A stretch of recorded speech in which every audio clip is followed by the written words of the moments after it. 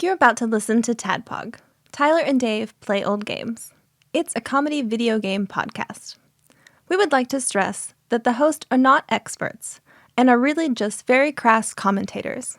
Seriously, this is an explicit podcast that happens to talk about video games sometimes. So please enjoy this pretty okay podcast with Tyler and Dave.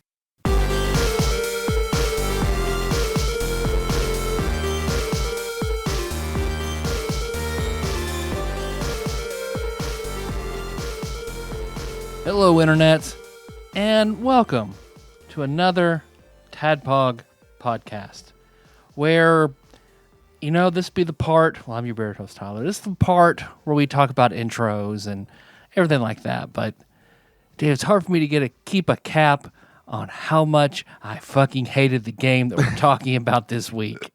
Out of the gate. Yeah. Wowza, I fucking hated this game so much. It's bad. Hi, I'm Dave, your bespectacled host. Surprisingly bad. Yeah, I thought it was gonna be pretty okay because Daffy Duck Marvin missions was pretty okay. I thought. I mean, yeah. I played that game damn near to the end. The Looney Tunes games in general, they've all been okay. It wasn't good enough for me to remember the fact that I did beat it, Roadrunner's way worse. But like Porky Pig's Haunted Holiday, also a bad game. That's also a bad game. Not as bad as this game. They've all been like it's okay. So here's the deal: Porky Pig's Haunted Holiday for the Super Nintendo kind of looks bad. It doesn't look good. Roadrunner's Death Valley Rally does look good. Yeah, I think it looks really good. Looks like the cartoon. Really good. But it's just the pros end there. It's just really super unfun to play. Oh my god. It's super unfun to play. And like I don't know, I've thrown off the whole formula, but I just want to bitch about it. Go forth. So the randomizer gave us Roadrunner's Death Valley Rally. Yeah. So you streamed it on Sunday. Kinda. Yeah. As much as you could. Well, I kind of do this thing now where I just chat for an hour because that is the most fun. Absolutely. And then I play the game for as long as I can stand it. And with Roadrunner's Death Valley Rally, that wasn't very long. Oh my God. And then I switched to, when I decide that I'm done, I just switched to a game that I do want to play, which has been Gargoyle's Quest for the Game Boy recently, which is pretty good, but I'm at a point now where it's like, I don't know where to go because this is a Game Boy game and it's like Demon's Crest. You're playing as like Firebrand, and it's like, but it's like RPG elements. So like there's an overworld and it's like, I just collected the gremlin rod, and I have this town, like this big Satan dude was like, go get the gremlin rod. And it's like, okay. And I go and I get it. And then I bring it back and he's like, you got it. And I'm like, you need to tell me where the fuck to go next. Cause like, I have no idea. And then there's this one NPC who was blocking my path and he was like, can't let you through here. You need the gremlin rod. So I was like, I know, I'll go and talk to that guy. And he's just like, now he just says something completely different and like doesn't move out of the way. So, well, to be honest, I just didn't want to move. I didn't think you get the rod. But right, yeah. Move. Well, wow, you did it. Oh, wow. Wow, no one's ever gotten the gremlin rod before. Have you told Satan guy? Right, yeah. What'd he say? Oh, he said good? Oh, fuck. I don't know, man. But no, because this game, you've got a high threshold for shit. For shit games. I've seen you put, because you want to fully flesh out your experience to talk about. Right. But so see, you've got a high threshold for it. But I'm stopping that. Okay. Because that's what the last two things have been. Because like this one, I was like, the new policy is, if it's bad, I'm done. Yeah, sounds good. Like, as long as I can get enough. Because they shrunk us 5 minutes on it. Right. It's good. Right. And that's like the new philosophy, I feel like. If we get 5 minutes of game content, then we're just as good as SNES Drunk, for a shitty game. Yeah, exactly. That's how it works, right? Because we're not. That's a joke. I'd love to reach out to him, have him on sometime. But no, I love SNES Drunk's 5 to 10 minute content. No, that's great. But I mean, how long does it need to be? You know what I mean? Like, that's perfect. Like, I mean, seriously. For a really good game that people love, to dig in. Sure, let's go long. But like for Roadrunner's Death Valley Rally, you don't really need that much time. It's Space bad. Football Avoid 3D, it. 1-on-1, same thing. Space Football, 1-on-1. Worse. Worse. Yes, worse. Yes, I agree. But I do feel like, This is a bottom 10 game for me. holy God. I fucking loathe everything about this game. I think it is complete and utter nonsensical, poorly done bullshit. Okay, so I am not in the bottom 10 camp, but I am interested to hear why it has earned such disdain from you. All right, so me to read from some. We're kind of doing things all wacky bonkers, so you just do what you want to do. I'm all about some wacky bonkers. Wacky bonkers. That's the sequel to Bonkers. Totally nuts. Wacky bonkers. Wikipedia Road Runner. Road to Redemption. That did pop up when I put that. Roadrunner Death Valley Rally. There we go. Yeah, it's got that. That got that Wikipedia entry. Roadrunners Death Valley Rally, known in Japan as Looney Tunes Roadrunner versus Wile E. Coyote, and in Europe as Looney Tunes Roadrunner. Huh. Straight right to the point. All right. It's a 1992. Is it because, okay? So early on, is it because they don't know what Death Valley is there? it's got to be. Presumably, I don't know. Yeah. I mean, how famous is Death Valley? Or they probably see, Death Valley. Are they going to kill one of them in this game? Like, They know what a rally is. Yeah. They probably know more what a rally is than we do, honestly. Or Valley Rally. That'd be Valley fun. Rally, But yeah. Death Valley Rally does sound like for Nintendo of America to be okay with Death Valley Rally. Also makes me okay. Well, I mean, they it's a probably place. didn't because they wouldn't know it's a place. Yeah. Yes. I don't know if all the kids know what the place is. Oh, I mean, you knew, right? What Death Valley I was don't when you know. were a kid. I don't know. I don't know when I discovered Death Valley. I feel like we just, as Americans, felt it in our bones when we were born. A 1992 video game developed by ICOM Simulations and published by Sunsoft for the Super Nintendo Right. Entertainment The System. same two culprits that gave us Daffy Duck, the Marvin missions. Yeah. Makes sense. Which, I mean, it looks good. And Daffy Duck Marvin missions also looked good. So Death Valley features a side-scrolling platform gameplay. The player controls Roadrunner, who must avoid being eaten by Wile E. Coyote. The game consists of 5 different environments, with one of each containing 3 levels and a boss battle. Yeah. Then it just goes on and on and on. And the boss battles, I mean, Wile E. Coyote, he like looks at a blueprint, a little diagram of like what the death contraption that he's going to use to try to kill the Roadrunner. Mm-hmm. You play as a Roadrunner, and then you fight it. Yeah, you do. So one, I loved Roadrunner and Coyote cartoons growing up. Yeah, me too. Fucking love the Yeah. shit out of them. Do you like them still? I haven't checked them out in a very long time, but I probably not so much. I think a lot of those are really hard to go back to Mm-hmm. because it's like I almost watched some with Henry, but I was like, I don't know, man. I mean, like he's got YouTube, and that's like, in all honesty, Mm-hmm. maybe not as artistic, but like much more relatable, than a cartoon that was done in the 40s and has been done over and over since then by less good creators, I feel like. Yeah. It's like, oh, Dad, what is Beetle Bailey. Beetle I Bailey? don't know, kid. What's that nitro? Well, what's nitroglycerin? Why does he have all that putting in and it explodes? So yeah. What this came out in 40. What it was because you shared with me a very very good breakdown of the cartoon. Yeah, there's a really good video on YouTube. A guy named, and we've watched his videos before, but Dave Lee Down Under. He's got like a long video, it's really like a good. 30-minute long video on like the history essentially of Roadrunner and Wile E. Coyote.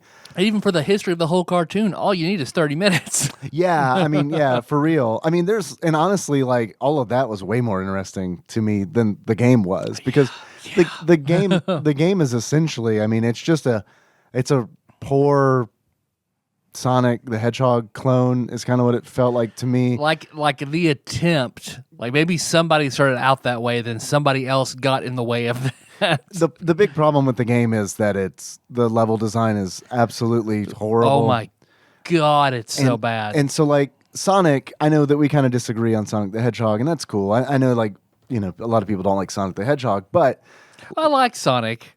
I just I don't like the don't go fast parts. Yeah, sure. No, I understand that. That is frustrating in a game that's like pitched to you as you go fast in this game. But like what I do really like about Sonic is I honestly do think that the level design in Sonic is very good because you have alternate paths. So the way it works in Sonic is if you fuck up a jump, they don't put you in situations where it's like, oh, you got to go all the way back to, you got to like climb up 5 platforms and 4 screens over to try to do this jump again. And if you mess it up again, then you got to do that again. You just keep doing it. The way Sonic the Hedgehog works is you miss that jump. All right, well then there's this alternate path that you can go back typically and try to do that jump again, or you can just take this alternate path that's now open to you. Yep.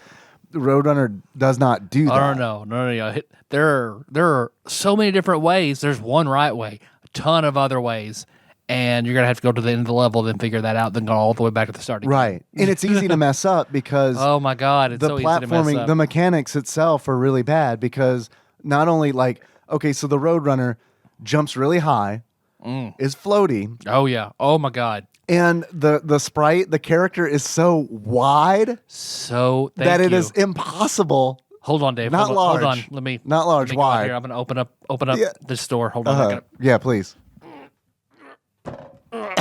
Got it? Okay, You got it. All right. This is Eustace, my dead horse. Yeah, all right. Yeah. So I'm going to go grab that batter up peripheral. Okay. All right. Go on. Beat my dead horse. All right. Good. All right. The sprites are so big. Okay, wait. They're not. It's not that they're big.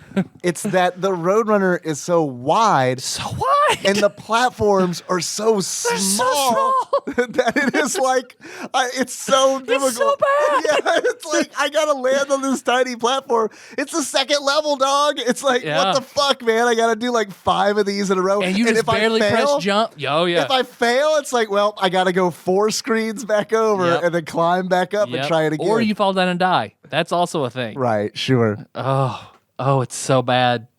So you can go fast.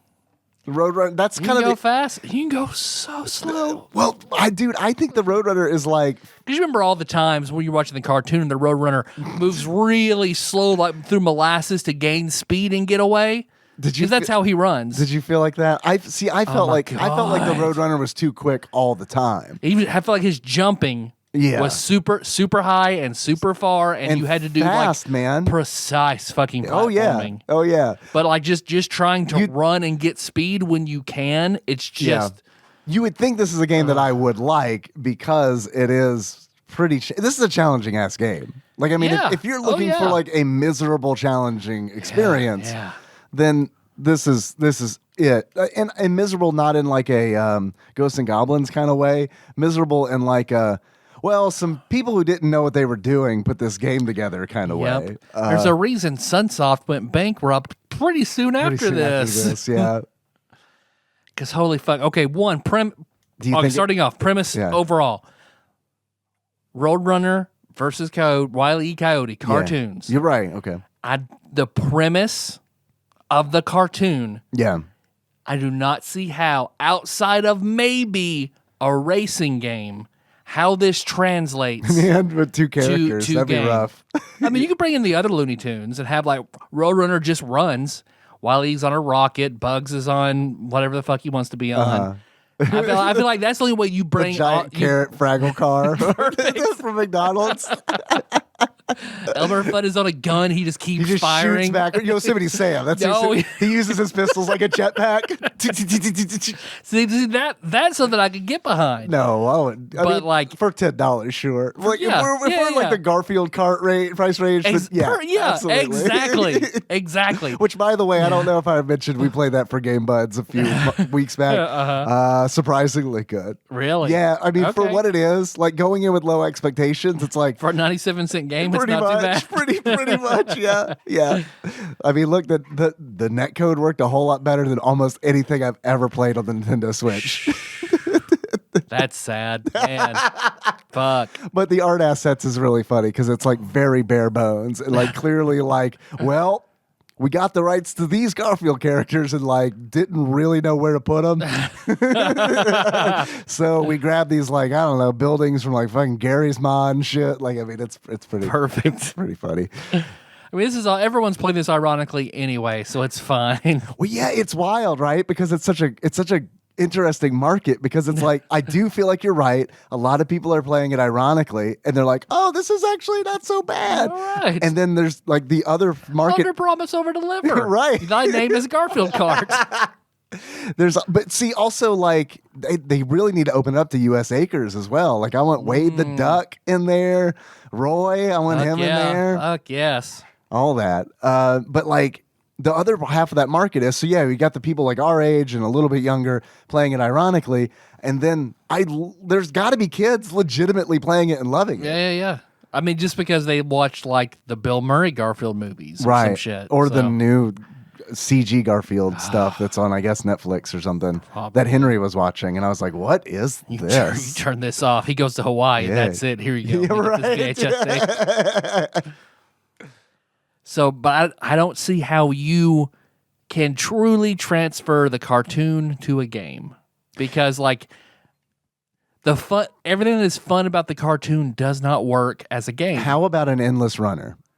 How about like, you know, like Bit Trip Runner, or what's the one where you're the Indiana Jones and the fucking like. So you're a Roadrunner on an endless runner, Right. and Coyote's just throwing shit in your path. And that's all it is. Exactly. Endless runner. Perfect. There. Perfect. Okay, I'm down for that. But like a platformer or anything like that doesn't work. Because you can't be Coyote because you're never gonna catch the Roadrunner. There was a sequel that was intended where you play as Wile E. Coyote, but every time you get close to him, he gets away. But Sunsoft was bankrupt, so that they did not do that. How about this? How about the art design for that sequel looked okay. I thought it was interesting. I didn't even see. Were there screenshots and stuff? What is it like? How did it differ than? Oh, it looked very, very different. Really? It was very zoomed out. Small sprites. Which It's like Lemmings. How about that? Oh. How about it's like Lemmings, but like all the little you got like all the little Acme devices that you can order. Oh, okay. So if it was like SimCity where you're just like, ordering A dating sim. Hear me out. A Wile E. Coyote dating sim. Oh, different Acme products. You're trying to hook up. Dynamite Chan, come on. There is an episode of Roadrunner where like he does order the lady Roadrunner costume. Oh. So there is that. Man, what if that had turned like there's so many opportunities for that to turn completely dark, because it's like those like they're very violent, you know, like cartoonishly violent, but like that one could have ended where essentially the Roadrunner fucked Wile E. Coyote to death. Yeah, so much stamina and speed. Just wears out that coyote hole. Yeah, I mean, you gotta be careful. Where do you think tumbleweeds come from? Those are the carcasses of coyotes that have been fucked to death by roadrunners. Because, and then, like, as Roadrunner, the fun thing that seeing Roadrunner do is all the fantastical shit, like running through the tunnels and ignoring physics and gravity and all that kind of shit that you can't do here in this game. Okay, so hear me out. Roadrunner is grounded in reality. In the Endless Runner, how about you earn fantasy points? Oh, okay. And it's like as you go a certain distance, you start earning these fantasy points, these bend reality, alter reality points. So it's like, yeah, you can use those if you like find yourself in a jam and you don't want to die. You're like, I'll press the B Wolverine button and spend my points to go through this tunnel that he's painted. Perfect. See, I love that. When you said fantasy points, my mind went right to Final Fantasy Football. Well, the mask. So how about a game where the Roadrunner gets the mask from the mask? Or the son of the mask. And it's just even better. Do you remember when the dog put the mask on? Fuck yeah, dude. Yeah, of course. Let's do a whole sequel where that's a big thing. You remember when the dog... And J.B. Kennedy's in it. Is it a Jim Carrey? You remember when the dog put the mask on and then fucked a coyote to death? Through his exuberant mask and energy. then laughs like I just did. Like, what's his name? Muttley. Yeah, there you from go. From Wacky Races. There was a Wacky Races video game, right? For NES, I think. For NES, it was that old. I don't know why I was thinking it was like an early 3D polygonal thing. There might be another one. I'd be down for that. But just What a weird decision that would have been. let's do a Wacky Racers now for PS5. Oh, dude, if only. Oculus Rift, come on. That's killer app for PS5. Wacky Races. But so I just don't see how you translate the heart and soul other than Endless Runner. That is a fantastic idea. Really, that's the only way Thank you. I see that done. Thank That you. is, I didn't think of that, and you're right. I think that's the only way to keep the Thank you. spirit and the fun of the game. It's because I'm brilliant. I appreciate Yeah, it. no, yeah. I'm a podcasting savant. But the way they did it, this does not work. Wacky this Races. does not work. Yeah. Okay, so Wacky Races, we got to do this. Okay. It looks like Diddy Kong Racing, essentially, which, hey, that was a good game. I like that. Wacky Races is a racing video game developed by Appaloosa Interactive. That's a horse, right? That's a kind of a horse. So it makes sense. They know racing. Horsaloosa. Yeah. So you remember, I got to jump in and tell you this. Remember hearing about that guy who got fucked to death by that horse? Mr. Hands, right? Was that the guy's name? I just remember, like, you always heard was about that this. the horse's name? No, what the horse's nickname, literally what the horse's nickname was. Man killer? Fuck this guy to death. Big Dick. Big Dick. Big Dick. Well, now you know why you sought him out. I'm gonna fuck that. Even for a horse, he's got a big dick. I'm gonna fuck him with my human hole. Oh, what? I'm dead now. I don't think, okay. Yeah, I don't think you're fucking him with your human hole. I think that's a common misconception in the horse fucking community. That horse is fucking you. Let there be no doubt. Last podcast did a whole thing about it. So how do you coax the horse into doing that? Because it's not in a horse nature to fuck people, right? Yeah. I mean, because if it is, that's terrifying, and we need to eradicate horses. Like, what do you do? I've always said they're kind of sketchy. They just conveniently happen to have these long backs that are perfect to be ridden. I don't like them personally. I don't like them. They're obsolete at this point. They're really just here. I mean, you saw what happened when Rick got on one in The Walking Dead. It was cool for like a mile, and then right. that didn't work. Yeah. Look, a zombie can't eat a car. Maybe it can, but it's going to take a hell of a lot longer than to eat a horse. I don't like them. So yeah, how do you convince a horse to fuck you? I don't know. That's a good question. Hey Siri. I guess I don't know if they rise up the horse real good first. Get it mad? Or like just get in there, just give it a hand job when it's not looking, get it riled up, and then put like horse pheromones on around your. God, this is gross. Hole. Do you do the old strap up, dress like a girl horse? Come on, big dick. Do you do the old switcheroo? Why don't you show me how you got that now? Oh my God. I'm dead. Do you do do you have a horse fluffer? where it's like, okay, you're done. Yeah. You push the apparently it was where it happened was at a place at a horse fucking club. Yeah. Yes. Oh, I was joking. Yes. No, that was it. Yes. And that sort of got the word out, and all the other members were really mad that the guy who died ruined their good horse fucking farm. I mean, let's be honest. If you're really into horse fucking, that is kind of a downer. I finally found a place. Well, no wonder. And some guy has to take Big Dick to the extreme. No wonder the horse was named Big Dick. That sounds like That's something a zoophile horse farm would, a horse club. That's a real zoned in name for that demographic. That's a market. That's a marketing name, right? Yeah, that's there. Big Dick. Oh, you that's wanna fuck shallow Big Dick? vagina. Oh, do they do the other way too? I don't know. Ooh, I don't know. I don't like any of this. I don't know why that was. I don't know why that. Yeah, that's the line. That's the line. Ugh. Yeah, I don't. I mean, yeah, not a fan. So what made you think? Oh, the Appaloosa. Yeah. All right, so it's an endless runner. You're running from a horse instead of Wile E. Coyote. Did Wile E. Coyote ever ride a horse? You ever try that to catch the Roadrunner? Yeah, I don't know. I think I ever saw that. I don't know. Because these what came out as movies originally, right? They were short films shown in theaters. They were shorts, yeah, shown I think before movies, yeah. And they were like plays on. Apparently, they were like the Wile E. Coyote, and I don't understand this. I really don't. But in that video that we mentioned earlier, they talked about like Chuck Jones created Wile E. Coyote and Roadrunner. And like the whole idea was because like chase movies and like chase cartoons were like really popular. And like the idea, because I really once that was said in that video, I go back and think about it. It's like, yeah, that's all cartoons were for me growing up. Yeah, like Tom and Jerry and like Elmer Fudd chasing Bugs Bunny and like all Daffy that. Duck and then Roadrunner and Coyote. Like, it was just everyone chasing everybody. But it was supposed to like, and this is the part that I don't understand. The Wile E. Coyote in Roadrunner was supposed to be a satire on those cartoons. I don't understand that because to my brain, it's like, well, that's the same fucking thing. And to everyone else but Chuck Jones, it was the same thing. Because he was like, what? Really? No one gets it? Well, I'll lead into it because I like money. I mean, I don't blame him, but like, because it's like, okay, so Wile E. Coyote and Roadrunner, like those cartoons really they are different.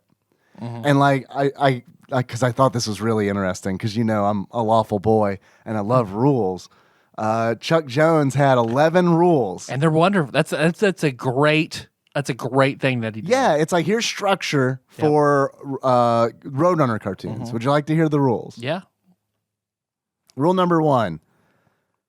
The Roadrunner cannot harm the coyote except by going beep beep. Which I, for the longest time, thought was meep meep. Me too. Why?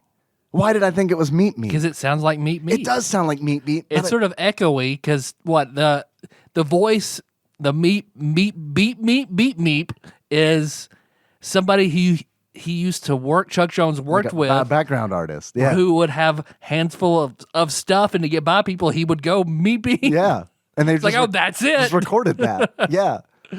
Which also, I don't know, when you do stuff like that, it's like, was this really a satire? Yeah.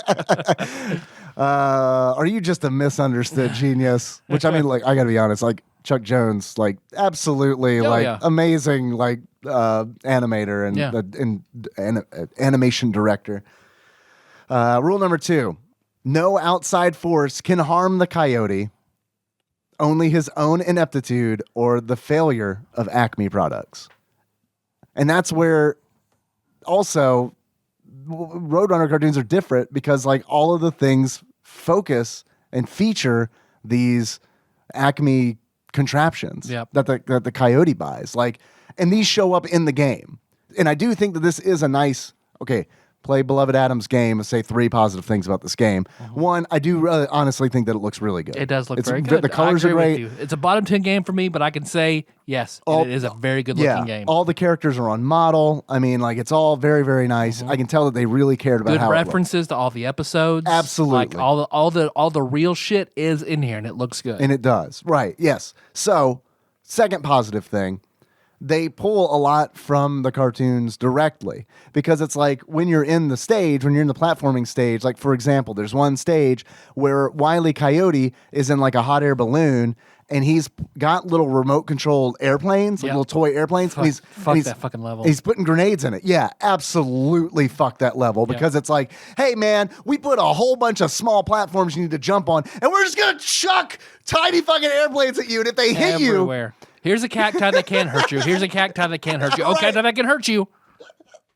Foreground, background, it's all over the place. Oh, I'm sorry. Did you get hit by a grenade? I guess you need to start at the beginning because you fell down. Yep. Sorry about that. Yep. And they're one right after the other. Or you're just going to try and run to the end because that's fun. Oh, wait, here's a track where you can run right to your death straight down into the pit. Right. And I'm sure, don't worry, I'm sure the Roadrunner has some kind of defense, some kind of attack or something that he can use to like deflect these. Yeah. No, he does not. No. I'm sure he could jump on things to kill them. No. He just gets hit and hurt, like the Roadrunner does. I'm sure he could how about this? You beep at the thing. You get a little airplane coming in, beep, beep, and then it goes off course or something. How there you go. That? Perfect. There is a beep button in the game. I should have tried doing that, which I do think is actually... There's a seed eating button. Yeah. Well, that actually does have a purpose. Yeah. That's to replenish your energy. But as far as I can tell, okay, so left shoulder button goes beep, beep, and right shoulder button goes... the thing with his tongue. And it's like, I don't know if That's this pretty good. I don't know if this do anything. I need like a jug to do it proper. That's still pretty good, though. Thank you. Practice a lot. So third positive thing I have to say about the game is that it has a beep beep button. And that's pretty rare. Yeah, I can't think of that in any other game. They let no button go without a use. So that's nice. Yeah. Rule number 3 of Chuck Jones's 11 rules. The coyote could stop at any time if he were not a fanatic. It only makes sense that he is crazy at this point. Right. That he's just obsessed with doing it. He doesn't have to. He doesn't have to do It it. is But just- it's just right. He's Sauron after the One Ring. Right. Yeah. Rule number 4, no dialogue ever except beep beep and yowling pain. Or what in the comics In the 1960s, yeah. where the Roadrunner speaks in Shakespearean English. Regular Mr. Thou over here. When I saw that, it was like, ugh, of all the fucking unnecessary fucking things you could do, give him inner monologue and make it Shakespearean. And then in the, like, I guess the cartoons in, like, what, the 70s or the 80s? I can't remember. Wile E. Coyote would speak in a British accent. Yep, because they used him in where he would, because they spun him off into 2 other cartoons, one where he was after Bugs Bunny and the other where he was after a sheepdog. Right. Sam, I think. Sam the sheepdog. Sam the sheepdog, and he was named Ralph the Coyote in Right. that one. He just had a red nose instead of a black nose. Right. So then I used to love those cartoons. I like Oh, those man, too. I used to love those. Because it was like, that was like one of my first experiences I can remember as a child watching something where they did fourth wall breaking.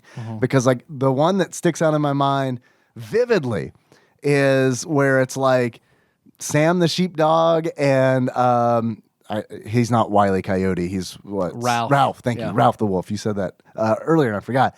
They like, essentially they're just coworkers. Yeah, And like it's like when they're- they clock out and have coffee right, together. Right. They take their lunch break and then they clock back in. And They're they go, very nice to each right, other. Right. And I like how like they were in the video it's talking about like the juxtaposition between like Wile E. Coyote chasing Roadrunner, who's very fast, always moving. Things are very frantic. Well, when it's like Ralph the wolf and Sam the sheepdog, Sam is like stoic. He's a boulder essentially. Doesn't move. Yep.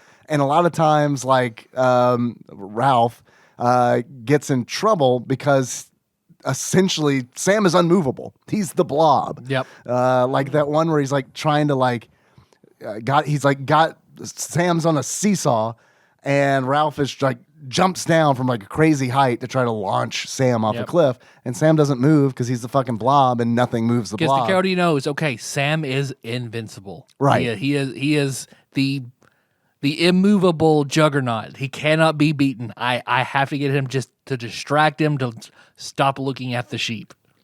So I think those are a perfect juxtaposition and doing it differently. I like it. Yeah. I like those. That like turns everything on its head. The Bugs Bunny one is a little strange. Yeah, I think that Not bad, but just strange. it just seemed like a thing where it's like, what do we do? Yeah. You know, Yeah, it just yeah. seems like one of those. Anytime, we've talked about this before, like, Although with a British accent, he could be the next Doctor. oh, wow, that would be pretty Yeah, good. yeah, That'd yeah. be pretty good. Wile E. I like Coyote that. is the Doctor. The next Yeah. Doctor. Yeah. Like, this goes kind of back to like me not really liking mashups a whole lot. I don't like it when my Looney Tunes touch. Like, I like Wile E. Coyote and Roadrunner being in their own universe. Yep. And then like Bugs Bunny, They're supposed Daffy, to be. and like that was the original premise, that they are set far apart and anyone else in their cartoons is an invasion. right. And that's actually one of Chuck Jones's rules is all action must be confined to the natural environment of the two characters, the Southwest American desert. I dig it. I like it. Yeah. It's always weird. It was always weird to me as a kid when they weren't there because they do break that rule later on. Yeah, they break all the rules. Once Chuck Jones is no longer in charge, they break all the rules, and it fucking sucks. Yeah. Also, I do think even though the coyote like talking breaks the rule. I do think that the British voice is a good call. It suits him. No, I think it doesn't suit him at all because he's a coyote. He's like a scraggly coyote from the Southwest. And that's all about like He shouldn't sound like Gilbert Godfrey. right. It's all Oh, about that'd be fun. It would be pretty good. He sounds like Garth Brooks, actually. It's Chris all Gates.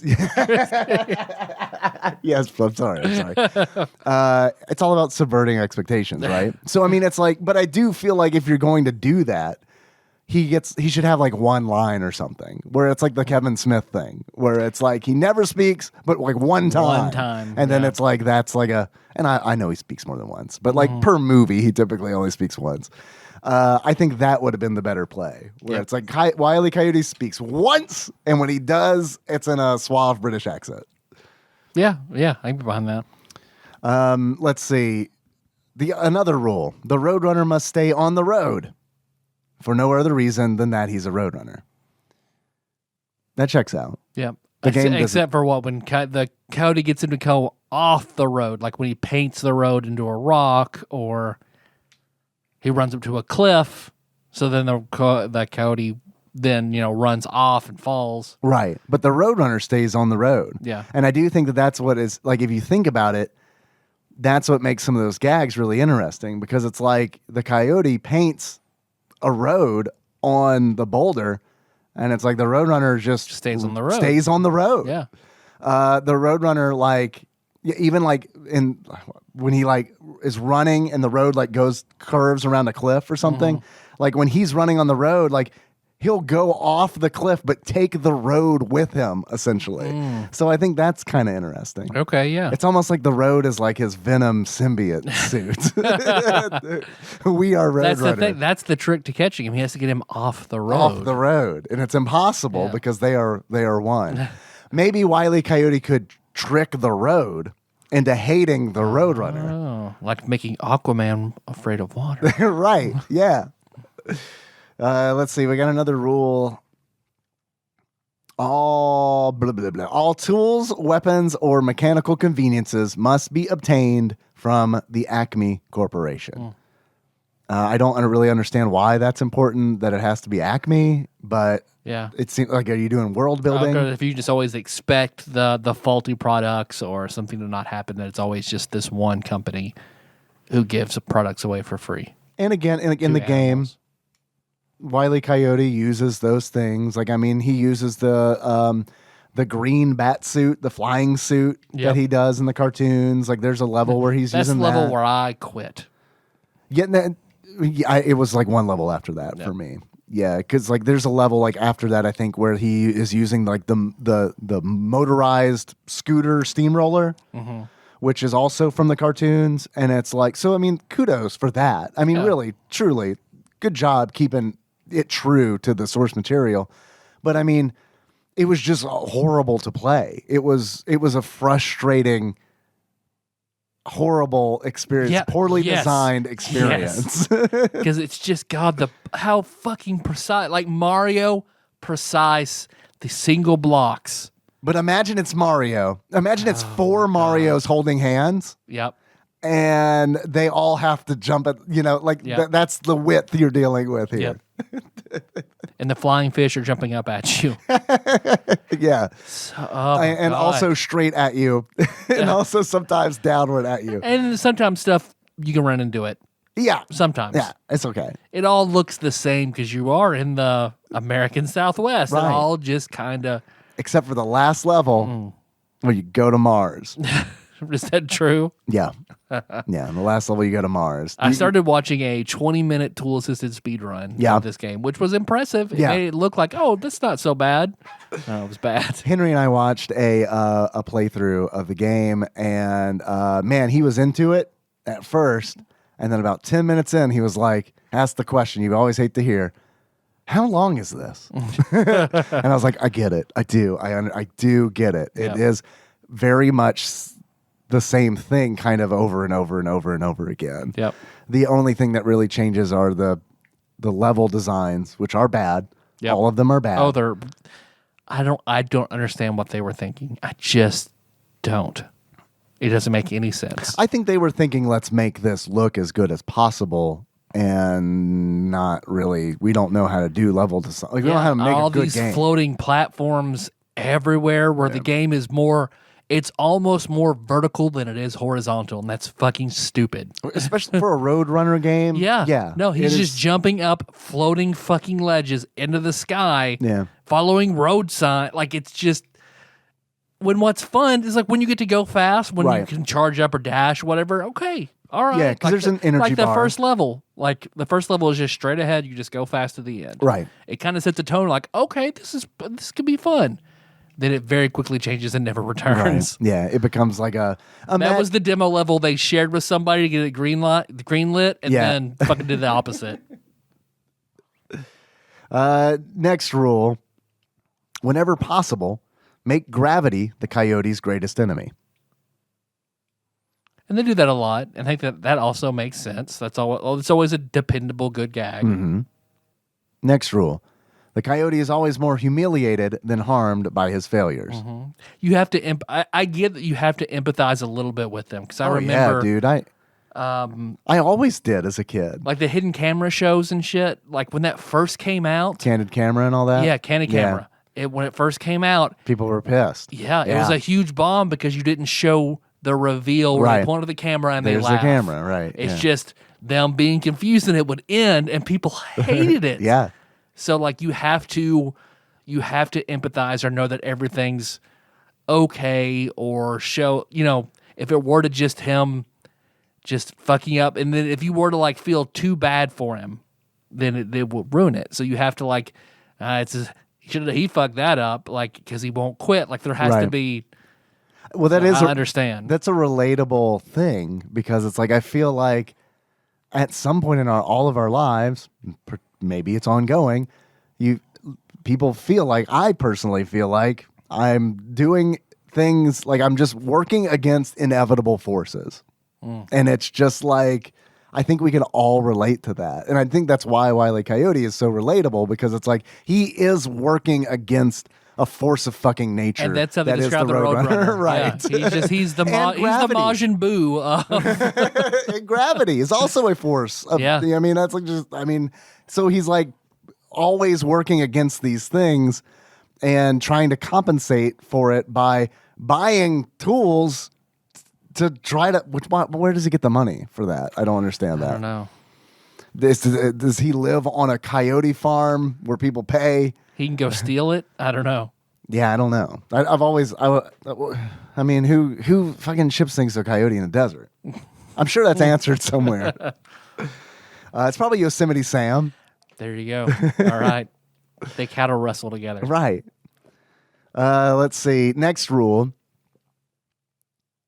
The audience's sympathy must remain with the coyote. Mm-hmm. So they never wanted the audience to be sympathetic of the Roadrunner. Yep. Which does kind of make sense, because I mean, really, you don't like the Roadrunner, so you want to see him get caught, but you also know that it's never going to happen. Mm-hmm. So it's kind of like this tension that's always essentially going to be there. Did you like the Roadrunner as a kid? I don't remember ever really liking him, or like, I don't know. It's a weird thing to watch the show, because you don't like him, but you also don't. Yeah, it is weird. It puts you in a certain space. Yeah.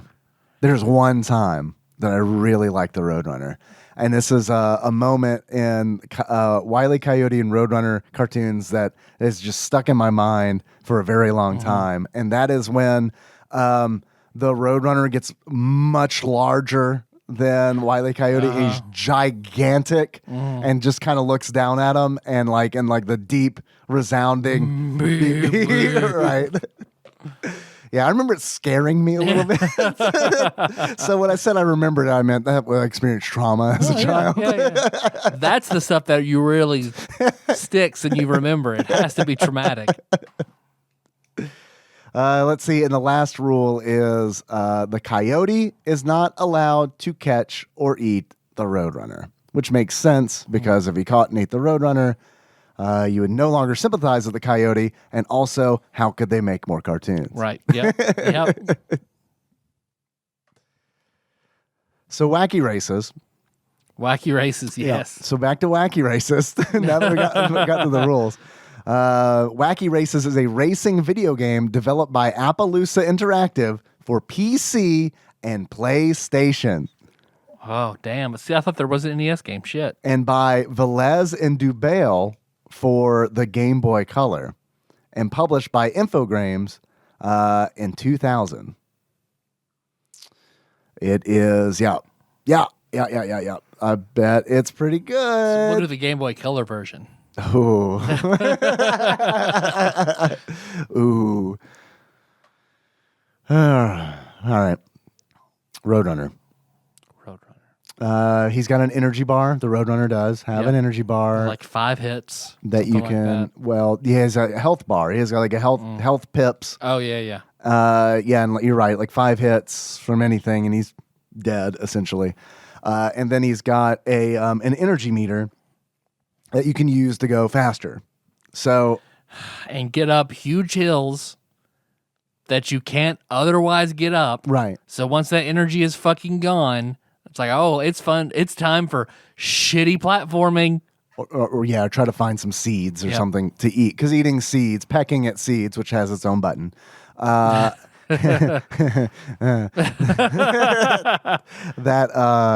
refills your energy bar a little bit. Yep. So, and those are the parts like those when you have to like run so fast that you start running vertically up a road. Those are the parts that remind me of Sonic the Hedgehog. But it's like in Sonic the Hedgehog, at least let's be real. The spin dash is fucking perfect because it's like you always have that boost of speed that you need. Yep. And not only that, but you don't have to worry about hitting something when you're spin dashing because it's like essentially as long as you're spinning, you'll move through it. You'll crash right through it. Yeah. Unless Which it's we see the spikes or Roadrunner something. do. The Roadrunner runs through fucking sheets of steel at full speed, but man, you're gonna fucking trip over a cactus or a scorpion or an airplane. Yeah, it sucks. It's a bad video game, everybody. It's a bad video game. The bosses, I guess you also use the peck. You're right, because like the catapult, you have to pick at the catapult till it loosens or whatever, Right. and then It's a lot of work to get to a gag that you've already seen in a cartoon. You know what I mean? Because the gag comes at the end once you finish the level, then the steamroller falls on him, Right. or the balloon pops. Right. And there's actually, I mean, honestly, it is really frustrating because like I can really tell that the art direction on this, like they really, really, really cared about it. Mm-hmm. Because it's like there are even parts where it's like they use mode 7 to show like a bird's eye view looking down the canyon like it does in the cartoon many times. And then you see the coyote mode 7 fall down and then like poof, hit the ground in like a puff of dust. Yep. The fat lady comes out and starts to sing, and he's like, "Not yet." No, he puts a sign up. Yeah, not yet. So I mean, it always sucks to see like someone like a developer really care enough to like go through painstaking. Yep. Somebody on some part of it cared, but more people didn't. Or they were just bad. Yeah. I mean, it's kind of one of those things where it's like, did the people who did the art also do the level design? Because that would make sense to me. Because it's like you're really good at one thing, but like really, really, really not good at another thing. Yeah. Fuck. So, and then of course, for the extra points and the checkpoints, flags. Just flags. Yeah, and it's like and each level has like, I don't know, like a dozen flags. Yep. And what you're supposed to do is to earn continues, find more flags. So like the more flags you find, the more continues you'll earn. But it's not fun. It's not fun to find and them. you will need the continues because you can only get hit 5 times, and it's very, very difficult. Some of them are hidden. I found a green one time that was like, you'll die because after it's you at get the it. very bottom of a cliff. Yep. Yeah, I found that one That too. I had to fall On off. accident. Yeah, I was falling off a missed platform. Found this green flag. It's like, well, where the fuck do I go? A platform out of my reach to fucking jump. Yeah. Unless I had dash, then maybe I could make it. I don't have any dash. But there's no birdseed down there for you to eat, so maybe you use dash. Yep. So I guess you just die then. You just die. You just die. Or you wait for the time to run out. Because, there's a timer in this game as well. The start at the second level. Uh-huh. So right behind you is a pit. So I dash up the hill, run into something, which throws me back. So I jump, and when I jump, I go back to the beginning and fall down that hole. Died within 3 seconds of starting the second level the first time. That's when I knew then. I was like, oh, this is gonna be this is bad times. This is bad times ahead. I don't recommend this game. No, it's not a bottom. No. It's not a bottom 10 for me. I do think that if it looked worse, like if this game played the way that it plays and also looked like Porky Pig's Haunted Holiday, then this would probably be a bottom 10 for me. And like, look, Haunted Holiday is not a good game by any stretch. No. But it is better than Roadrunner, I think. It is. And I think Marvin Missions is way better. Way better. That wasn't my cup of tea, but I could see what it was doing, and I didn't.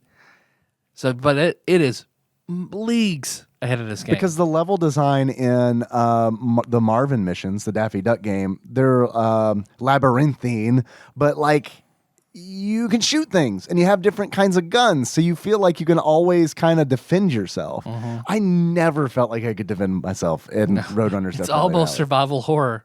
It is. It needs to be there need to be quick time events where it's like, oh, a scorpion approaches, press X. Yep.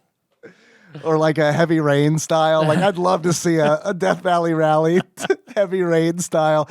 you gotta do like the coyote's like snapping at your face, and you're like, you have to meep at the right time to like throw his head back. I can picture the screen where it's like X meep. Why? God. If they could get on that would be pretty great. Or like an LA Noire style Roadrunner game. All the choices are beep beep. Down, meep meep meep meep meep meep. Who are you interrogating? You're right. Wile E. Coyote and lady Roadrunner. Lady Roadrunner. Man, that's weird. All the options changed from beep beep to the tongue thing.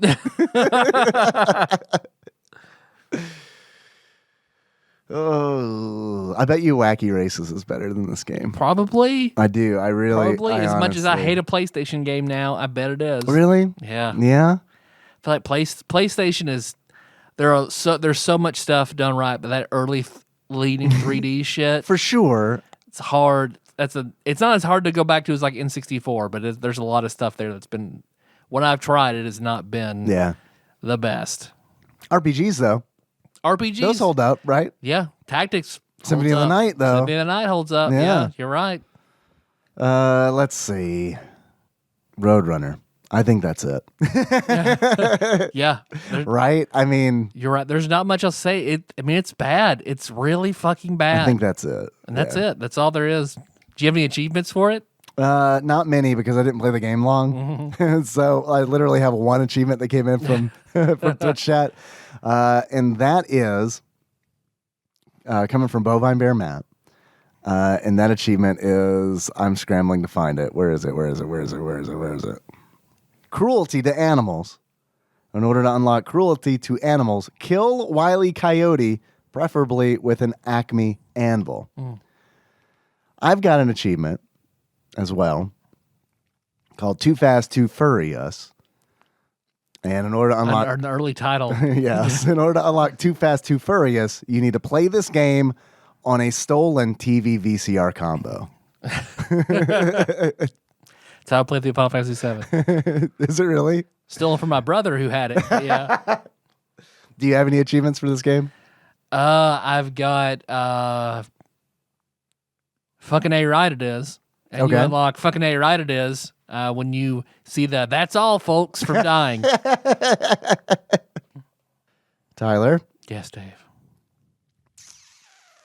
If you were to give this game a beard that sums up how you feel about it, what kind of beard would it be?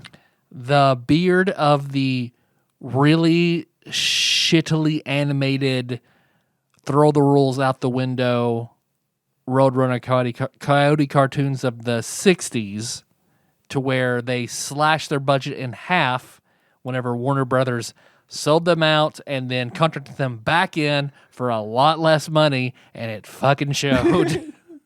Did you see, speaking of like bad like animation, did you see like I think it was like the Post cereal commercial with the Roadrunner where it was like, how the fuck did Warner Brothers sign off on this? Because I mean, it was like, wow. Yeah. Someone was like, hey, can you like put together a Roadrunner like cereal commercial in like 5 minutes? And it was like, and the Daddy guy just wants a check, right? And the guy was like, "Can I use my ballpoint pens?" You bet you can. I'd be mad if you didn't. So you have the furry animated face of the coyote in the 60 cartoons. All right. If you're to give this game a pair of glasses, that sums up how you feel about it. What kind of glasses would you give it? I would give it the glasses of one Walt Disney as he laughs at how bad the other animation studios have become. Like a living Walt Disney or just the head of Walt Disney? Just the head of Walt Disney. Looking through the glass. Looking through the glass of his jar. This jar is prescription. My glasses could slip, but I don't have any hands, so the jar is prescription. Tyler. Yes, Dave. If you were to buy this game, Roadrunner's Death Valley Rally, used, how much do you think you'd pay for it on average? $12. I feel like it's a pretty good guess, Tyler. Actual retail value of Roadrunner's Death Valley Rally for the Super Nintendo, loose, on average, according to PriceCharting.com at the time of this recording, is $9.49. There's a copy here at our local retro store that is in horrible condition, so I have not bought it. Also, you sent me the part of the instruction manual. I did. Let me read that. If you wanna, it's okay. We've definitely seen worse. We've seen worse. Intros. So it's titled Beep Beep. And they're off. Beep beep. It's very nihilistic. Beep beep. Beep beep. Who gives a shit? In the most hilarious action-adventure chase of the century, starring Roadrunner and Wile E. Coyote, Roadrunner's Death Valley Rally. And my phone fell asleep. It was that boring. Features 20 levels of cartoon-like graphics and hilarious game action that'll leave you wanting more. False. Wile E. Coyote will challenge you with crazy antics involving TNT, catapults, rocket skates, and more. Courtesy of Acme, of course. And the Roadrunner, you must jump ravines like he does all the time. They call him the Ravine Jumper, would have been a better name than Roadrunner. Pick up power-ups and peck to disable wacky contraptions to avoid dangers at turbo speed. Man, what if it was like Excite Bike? What if it like a Roadrunner game, but it's like Excite Bike? He overheats and has to... has to like eat seeds or some shit. How about hey Nintendo? How about an Excite Bike endless runner? How about that? Excite Bird. But I do think that it's a very good idea. The endless runner. Yeah, but does anyone care about Roadrunner anymore? Probably not. No. We'll find out when the new Space Jam movie comes out, right? Ooh, yeah. Because then it's a mobile game. I honestly maybe it's just the way that I raised my kid. Do kids even know about the Looney Tunes? And is this a conversation we've had already before? I'm gonna ask Henna. I want to find out. We'll bring her on and we'll ask her if she knows who all these cartoon characters are. Please.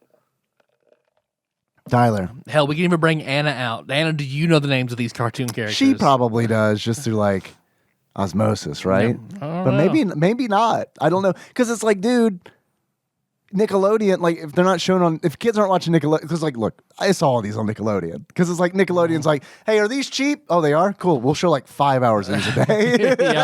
Yep.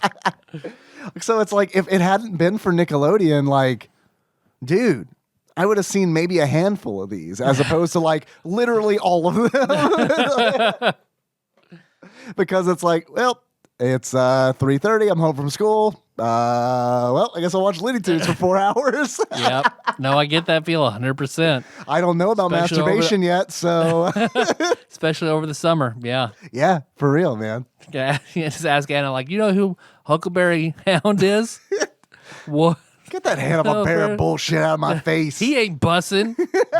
Gang. Huckleberry Dad. McGillis' son. Oh, Jesus Christ. Jabberjaw King.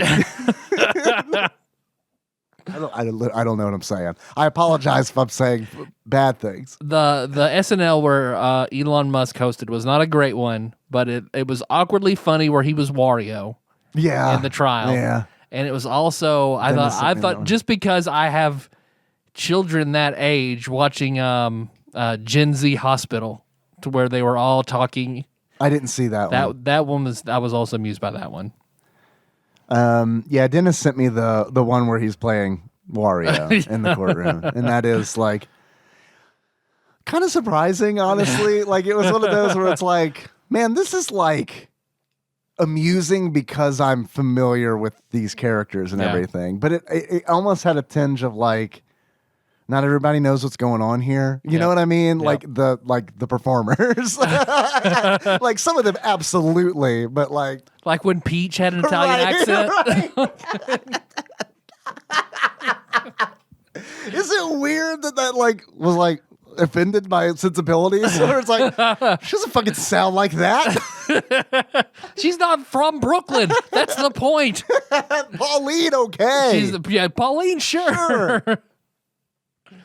Oh God, she's from the Mushroom Kingdom, for fuck's She sake. should have a mushroom accent. Tyler, Yes, Dave. does this game belong on TADPOG's top 100? No. I felt like that was a gimme, but tradition dictates that I need to ask you this question. I am curious what Flopsy has to say Yeah, let's see. about Roadrunner's Death Valley 4 Rally. stars. Is that your guess? I bet it's like it deserves 1, but I bet it'll have like 2.5. Okay. We'll find out here in a minute. Yep. Tyler, I'll give it 1.5. 1.5 for the animation. you 1.5? You're going to bump it down from 2.5? Or you're No, going to give it 1.5? my personal. Yours is 1.5. Yeah. We only But I bet it'll be 2.5. we only give beard classes ratings. I don't. That's What are true. these stars That's you speak true. of? You're We're right. talking about Suikoden? Suikoden and Resident Evil are the only stars we talk about. If you were to give this game a rank, would you give it an S rank? Oh shit, dude! Tyler, the Ultimate Nintendo Guide to the SNES Library 1991 through 1998 by Pat Contry, courtesy of Master Mold Mike, puts Roadrunner's Death Valley Rally at 2.5 stars. Yeah, that's what I figured. Which is what, half a star lower than Space Football 1-on-1? Wasn't that a 3-star game? That was I want ridiculous. to say it was because they liked it because they really liked 1-on-1. For the record, this game is better than Space Football 1-on-1. Oh yeah. Well. Yeah, it's better than Space Football, but At least you can understand what's happening it's in more Roadrunner. it's functionable. So yes, it is better. I mean, Space Football is like down there with Street Hockey 95. Yeah. I mean, it's like bottom. It's like the second worst. Yeah. okay, let me ask you this. I know the answer to this already going in, but just for posterity. Roadrunner's Death Valley Rally, or Bebe's Kids. Bebe's Kids. Yes, I'm with you. Yeah. All right. Okay. Bebe's Kids All all right. day. This is just practice for when we rank all of the Super Nintendo games, okay? We got to practice. in real time. Yes. Oh, God. We're going to need like a judge. Judge Judy, is she available to like That's our live show. Is where the one with Judge Judy? the 6-hour live show where we rank all the SNES games. 6 hours? That would be okay. So wait a minute. So 6 hours, there's 60 minutes in an hour. So we're looking at 360 minutes. There are 725 Super Nintendo games. So we're doing 30 seconds per 30 game. seconds per game, Yeah. essentially. Yep. Tyler. No banter, no jokes, no nothing. Just 30 seconds go. I still don't think we could do it. Was that Judge Judy saying that? Was a good Judge Judy. Yeah, thank you. You needed to add a, what were you thinking? Don't give me that attitude. Tyler. That malarkey out of here. Roadrunner Death Valley Rally or Cool World? Which is better? That's a thinker. It is a thinker with a guide. Cool World. Okay. Yeah, because a guide is not going to help you in Roadrunner. No, and it just as long as I know what to do, it's not as bad. But trying to figure out what the fuck to do in Cool World was crazy. But I would say that like a Sierra's point and click. It's like what the fuck? I do think that Cool World was more entertaining because it was so weird. You know what I mean? Like even having watched the movie, I still didn't know what to do in that game. But it's weirdness. Like Roadrunner gets boring. Because it's like it's so difficult that it's like you really have to want to finish it. Even when you know what to do, it's still like, ugh. I want to know what Flopsy gave Cool World because we didn't have Flopsy when we covered Cool World. True. Do you want to take a guess? 2 stars. I feel like that's a good guess. Cool World, 1.5 stars. Okay, good. Tyler. Yes, Dave. I have some more questions for you. Yeah, let's do it. We don't have a quiz that came in from Ross Rachel Green. I hope everything is going okay. But I do have... I made him mad with the soccer comment. Yeah, probably. Which I did look into That does make sense. The aristocracy is what called it soccer. Oh, really? So wait. What aristocracy? British aristocracy started by calling it soccer because it was association football, and they shortened it to calling it soccer. How was that? Like, what's the leap in? That's a leap in logic from association football to soccer. It has something to do. It has something to do with how they do their nicknames, with like a few letters and an ER at the end. So it was. So like the SOCC in association was shortened, and they added the ER on the end. Was this also from a TikTok? No, this was some YouTube videos where I was doing the research. All right. So a little bit better. You really did research this. So I was like, am I crazy? Let's actually see. Then it was several different sources where I saw where people were confirming, including Jamie Foxx on Joe Rogan. So there you go, everybody. It's official. Is he like a big soccer fan? I don't know. Or did he just watch the same YouTube video? I hope so. I hope that's it. What am I going to talk to Joe Rogan about? You can talk to him about a lot of different things. He's like a good conversationalist. Like, he's really good about that. Tyler, I sent you a copy of the quiz via a message because I feel like our old way of doing these quizzes is antiquated, draconian, where we have 2 browser tabs open and one person puts in both answers. Yeah. But this quiz is entitled, it's a BuzzFeed quiz. I'm going to do this in a minute. It is, I know, right? This quiz is entitled, Everyone's Personality Matches a Looney Tunes Character. Which one are you? I didn't do an extensive amount of research on this quiz, but I will tell you that I passed over a quiz I found where the first question was, which Looney Tunes character do you like the most? Second question, which Looney Tunes villain is the worst? What color do you like the most? Gray, black, with a little white stripe. Like, to be fair, I do think there is a which color do you like the most in this quiz that I'm given. But anyway, first question: pick something for breakfast: French toast sticks, blueberry pancakes, scrambled eggs, breakfast sandwiches, waffles, or donuts. Breakfast sandwiches, dog. It is breakfast sandwiches for me as well. If breakfast sandwiches, if there was a breakfast burrito on there. Do you prefer a breakfast burrito? That's one of my low-key favorite foods is a breakfast burrito. Really? Mm-hmm. What is it about the breakfast burrito that you like so much? Everything? God, I love a breakfast burrito. If omelet was on here, I would choose omelet, I think, over breakfast sandwich. Yeah. But scrambled eggs, get the fuck out of here. Just scrambled eggs? No. Scrambled eggs is what...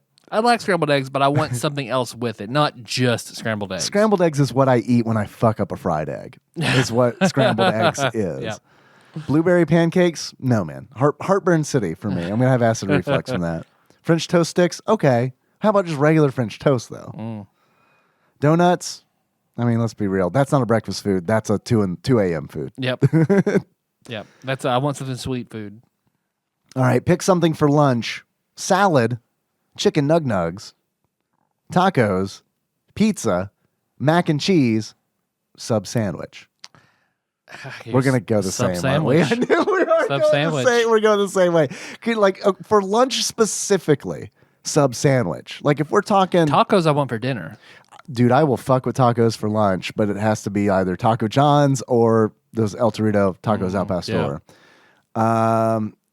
But I got to go sub sandwich. I kind of want to go tacos because I want our answers to be different, but I got to be me.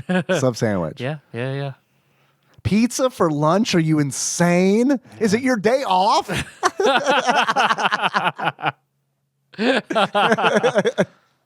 Salad. It's like, okay, all right. We'll differ on this next one, though. Okay. Next one. Pick something for dinner. Spaghetti, meatloaf, steak, pulled pork sandwich, paella, beef stroganoff. Paella. You going paella? I gotta go paella. Anytime you offer me seafood, I'm taking fucking seafood. Yeah. If I had to pick, it's going to be steak. It's very, very rare that I have steak for dinner. Mm-hmm. Very rare. We're talking like once every 3 years. Rare. Yeah. In reality, it's probably going to be pulled pork sandwich because that's what I was thinking. But if steak is an option, why not? Yeah, it's going to be steak. So steak. Beef stroganoff. Yeah, I don't know. Next question. Pick a color. We have like a pink, black, green, yellow, red, or gray. Yellow. You going yellow? Yep. I'm going black. So I'm probably going to get Daffy Duck. If I get Daffy Duck, we know it's because I chose black. Tyler, pick an animal. Kangaroo, cheetah, bear, bald eagle, sloth, or otter. You're going bear, right? Bear's bear. It's my gay community. That's where I fit in. Well, shit. Should I be the counter and go otter? You're otter. If I'm a bear, you're an otter. I'm not hairy enough to be an otter. You're not. I don't think you're a twink either, though.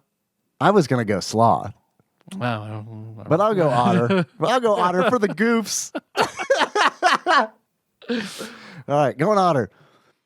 Tyler, pick a random word. I'd like to point out that these aren't random because they're words that we're choosing multiple choice. But rival, bouncy, fluffy, yellow, crazy, unusual. Yellow's what stands out to me as being double down on yellow, sort of different than everything else. Okay, so, yeah, I'm gonna go yellow. I'm gonna go bouncy because it makes me think of fun things. Bouncy, like a bouncy castle. Yeah, take your shoes off. They're boobs. They're expensive. Next question: pick a TV show. SpongeBob SquarePants, Bob's Burgers, Phineas and Ferb, Futurama, Rugrats, or Scooby-Doo, Where Are You? This is a tough one for me between Bob's Burgers and Futurama. Yep. Also, what the fuck is a Phineas and Ferb? It was a Disney cartoon in the 2000s, I believe. Okay. I'm going to go Futurama. I've seen all of Futurama. I've not seen all of Bob's Burgers. I've seen all of Futurama too, but I really do like Bob's Burgers. Bob's Burgers also Bob's Burgers is busted. It's really good. Yeah, this is fucking busted. Have you been studying? It slaps that bus. I have to go Futurama. It's butt slapping. I gotta go Futurama too. All right, we'll differ here too. Tyler, pick a cookie. Oatmeal raisin, dog. Even before I had any options, that's what I'm going. Is white macadamia nut on there? No. All right. Well, fuck. Dark chocolate, chocolate chip, snickerdoodle, oatmeal raisin, peanut butter, or peanut butter chocolate chip. You're going oatmeal raisin. All day. I'm going peanut butter. Mm-hmm. I do love a peanut butter cookie. Yeah. Peanut butter chocolate chip? No, but peanut butter with a Hershey's kiss in the Hershey's kiss in the middle. That's good shit too. Right there. Next question. Pick a movie genre. Mm-hmm. Horror, sci-fi, comedy, action, family, or romance. I'm torn. Family. You going family? the look he gave me. Comedy. I'm torn between comedy That's and all. horror. That's all I ever want to watch. TV, movies, anything. That's all I ever care about. I really like horror movies, but I watch more comedy movies because more people will watch them with me. Yeah. So I guess I'll go comedy. Well, if your heart yearns for horror, Less so than it used to, honestly. Yeah. Yeah. But just because I watch less now, so it's like, unless it's anime. So Henry went to Graham Graham's house for a sleepover Friday night. It's amazing because Nikki and I watched. We finished. We were like, I was like, "Do you want to just go ahead and like binge watch the rest of the Promised Neverland?" She's like, "Yep." It's like, "Okay, get in bed. We're gonna do it on your iPad." So we just watched, and then we're gonna watch Promised Neverland.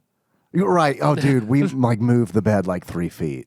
It was like, Nice. yeah, I mean, it was like, and I told her, I was like, this is the kind of sex that we cannot have when the child is in the house because he'll think that I'm murdering you. So yeah, we watched the rest of the Promised Neverland. Really good. You can tell like they really like try to cram a whole bunch of shit into the second season, but it was still good. And then we started watching Odd Taxi, which, man, that is honestly probably my favorite anime that I've seen in a Odd really Taxi? long time. Yes, it is about a 40-something-year-old walrus who drives a taxi that he owns. And it is all about these interpersonal relationships between all of these different. Imagine, remember like what's his name? Richard Scarry. Yeah. Imagine like Richard Scarry. The Busy World of Richard Yes, Scarry. imagine that, but it's an anime, and it's not. It's like instead of being like for kids, it's for middle-aged people. Perfect. And it's like Wonder Show's in. Oh, and Wonder Shows is pretty damn good. But no, dude, it's great because it's like, and there's like this, it's kind of noir because it's like, it all starts out where it's like this guy, this walrus, and in the first episode, there's this missing high school student. And like you see scenes of him talking to somebody who's in his closet, and he's like, you can leave, right? You don't have to be here. You can leave. And then it's like, so you're kind of like trying to figure out like what the hell's going on, and through interactions with other characters. It's very, very, very good. Okay. It is like not action oriented at all. It is a slow burn. It's very conversational. It's very weirdly dramatic. Like the last episode was about a cat game developer who gets addicted to gacha games, or a specific gacha game. And it's like the whole episode is about that and how it drives him. I mean, guess maybe spoilers, but it drives him to want to commit murder. How about that? Okay. It like, you remember when I was like, what would be the best expansion for Animal Crossing is a murder mystery. That's kind of what this is. Animal a little Crossing bit. Noir. Yeah. And so it like follows him, like it explains, like it breaks down why he became addicted to this gacha game. It's because he didn't have anything growing up. And the only way, he wasn't athletic or funny or smart. So like the only way to get attention in school was to have nice things. But his teacher was like really obsessed with like making sure there's no wage gap. So like banned all like things that kids could bring in to show off like their wealth. I dig that. I dig that too. But there was one exception, and that was stationery. And it's because that's what they use in school. So the big currency for popularity became erasers, because erasers are allowed in school. Yep. So he formed this rivalry with this kid whose parents bought him a bunch of erasers, and his parents didn't. And he's got this one rare eraser, this dodo eraser. And so he's got this dodo eraser, and it's very popular for it, but that popularity starts to wane because this other kid keeps getting like new erasers. So he finds this auction for this one-of-a-kind, super rare baboon eraser. And he decides to steal his dad's credit card to bid on the eraser. Well, there is another bidder, and for the eraser, and they get into a bidding war, and he ends up spending 100,000 yen on this eraser. And when his dad finds out, he literally beats the shit out of him, like the abusive style, where it's like, good Lord, like holy shit.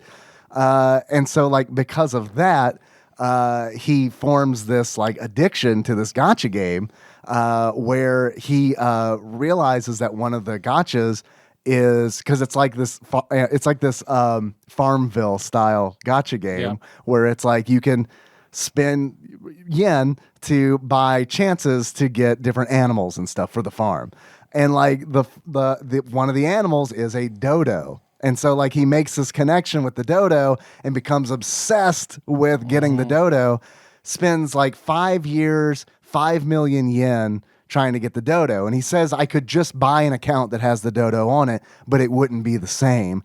I need to find it myself. So, now I'm not going to say anything else, but like, cause like stuff happens that like connects with the taxi driver, who's like now forming a relationship with this like nurse, this alpaca nurse, who loves him. Like cause like he's a very real kind of guy. And like he even asked her, he's like, why are you interested in me? And she's like, I don't know. I'm just calm. You calm me when I'm around you. I feel calm. So it's very, I don't know. It's very, very, very, very cool. Big fan of Odd Taxi. Definitely check it out. Okay. Sounds good. I will. Very character driven, as opposed to like The Promised Neverland, which I love, but that is like very plot driven. Yeah. Where it's like this happens and then this happens and then this happens. And See, I like D&D games that are more character driven. I like the story to be around the characters and their decisions and what they do and how they react to the plot instead of the plot pushing them along. yeah, I like it both ways. I do, like, because sometimes I'm in the mood for like, let's fucking kick some doors down and slay some goblins and like who like devil may care kind of like game. But I also do like it kind of depends on who's running it. Because if you're running it, I know what you like to do. So like the character, You know what you'll get back for your investment. Right, exactly. No, that's really good. I didn't think of it that way. But you're right. I know in your game that if I invest in a character, I'm gonna reap a reward from that. Where it's like in a game that someone's running that's more action oriented, I'm probably not gonna get anything back from that. Yeah. So I need to put more points in the power attack. All right. Anyway, sorry about the Odd Taxi tangent. Well, it's good. I'm glad I know. It's really It does good. sound good. I fucking. As a person who spends too much on a gacha game, I understand. I love it. And that's just one episode. So it's like that one episode was all about that cat game developer. So it's like, oh wow, they're building him up for something. Yeah. Because it's like he kind of came out of the blue. And it's like, oh, they're building a villain here, essentially. Anyway, next question. Pick a picture of a bunny. And this is going to be hard because people can't see the bunnies, but there's a bunny on a white background, a brown bunny on a white background, a brown bunny in a green field, a white bunny with a brown spot on his nose with a fisheye lens, a floofy white bunny with floppy ears, a brown fluffy bunny with down ears, and then I guess a bunny that kind of looks like Thumper a little bit. Yeah. I gotta go down ears. The brown one? Down ears brown. I'm going to go to the one next to it, down ears floofy. The white floofy one. Yeah. All right. Pick a day of the week. Easy. Monday, Tuesday, Wednesday, Thursday, Friday, Saturday, Sunday. Scorn day. Saturday. You going Saturday? Yeah, Saturdays. That's the day where I've gotten to sleep in. I don't have to worry about doing anything the next day. I get to see everybody, so Saturday. I'm going Friday because for me, it's more about the anticipation of the weekend than the weekend itself. I got who I thought I would get. I did not get who I thought I would get. Who did you get? Tweety Bird. You thought you were going to get Tweety Bird? Well, I said yellow twice. Yeah. So I figured, I'm going to get Tweety Bird. You're probably going to get Tweety Bird. But I got black. I chose black. I thought I was going to get Daffy Duck. I got Bugs Bunny. Bugs Bunny, all right. I don't think that's right. I also don't think Tweety Bird's right. This quiz is bullshit. Yeah. Sure you don't think I'm Tweety Bird? So I'm Big Bear. They give me Tweety Bird. So what the fuck? I want to know how these are weighted. Because it's like, What the fuck does it matter which picture of a bunny you choose? Yeah. You're very right. I'm going to run through this again real quick and change just like the yellow answer. Okay. Breakfast sandwiches. Well, it's definitely going to give you a different answer. Sub sandwich. What if I had chosen sloth? Paella is also yellow. Yeah. Do you think it's a color Yellow's thing? my favorite color. You know Bugs Bunny loves Pick steak. the bear. He just loves steak. What's up, Doc? I'm going to pick unusual for my random word. Well, Tyler, now I don't feel like this quiz represents you or your personality at all. Unusual was my second choice. So What if it just takes your IP address and it's like, you're Tweety Bird? The questions are insequential.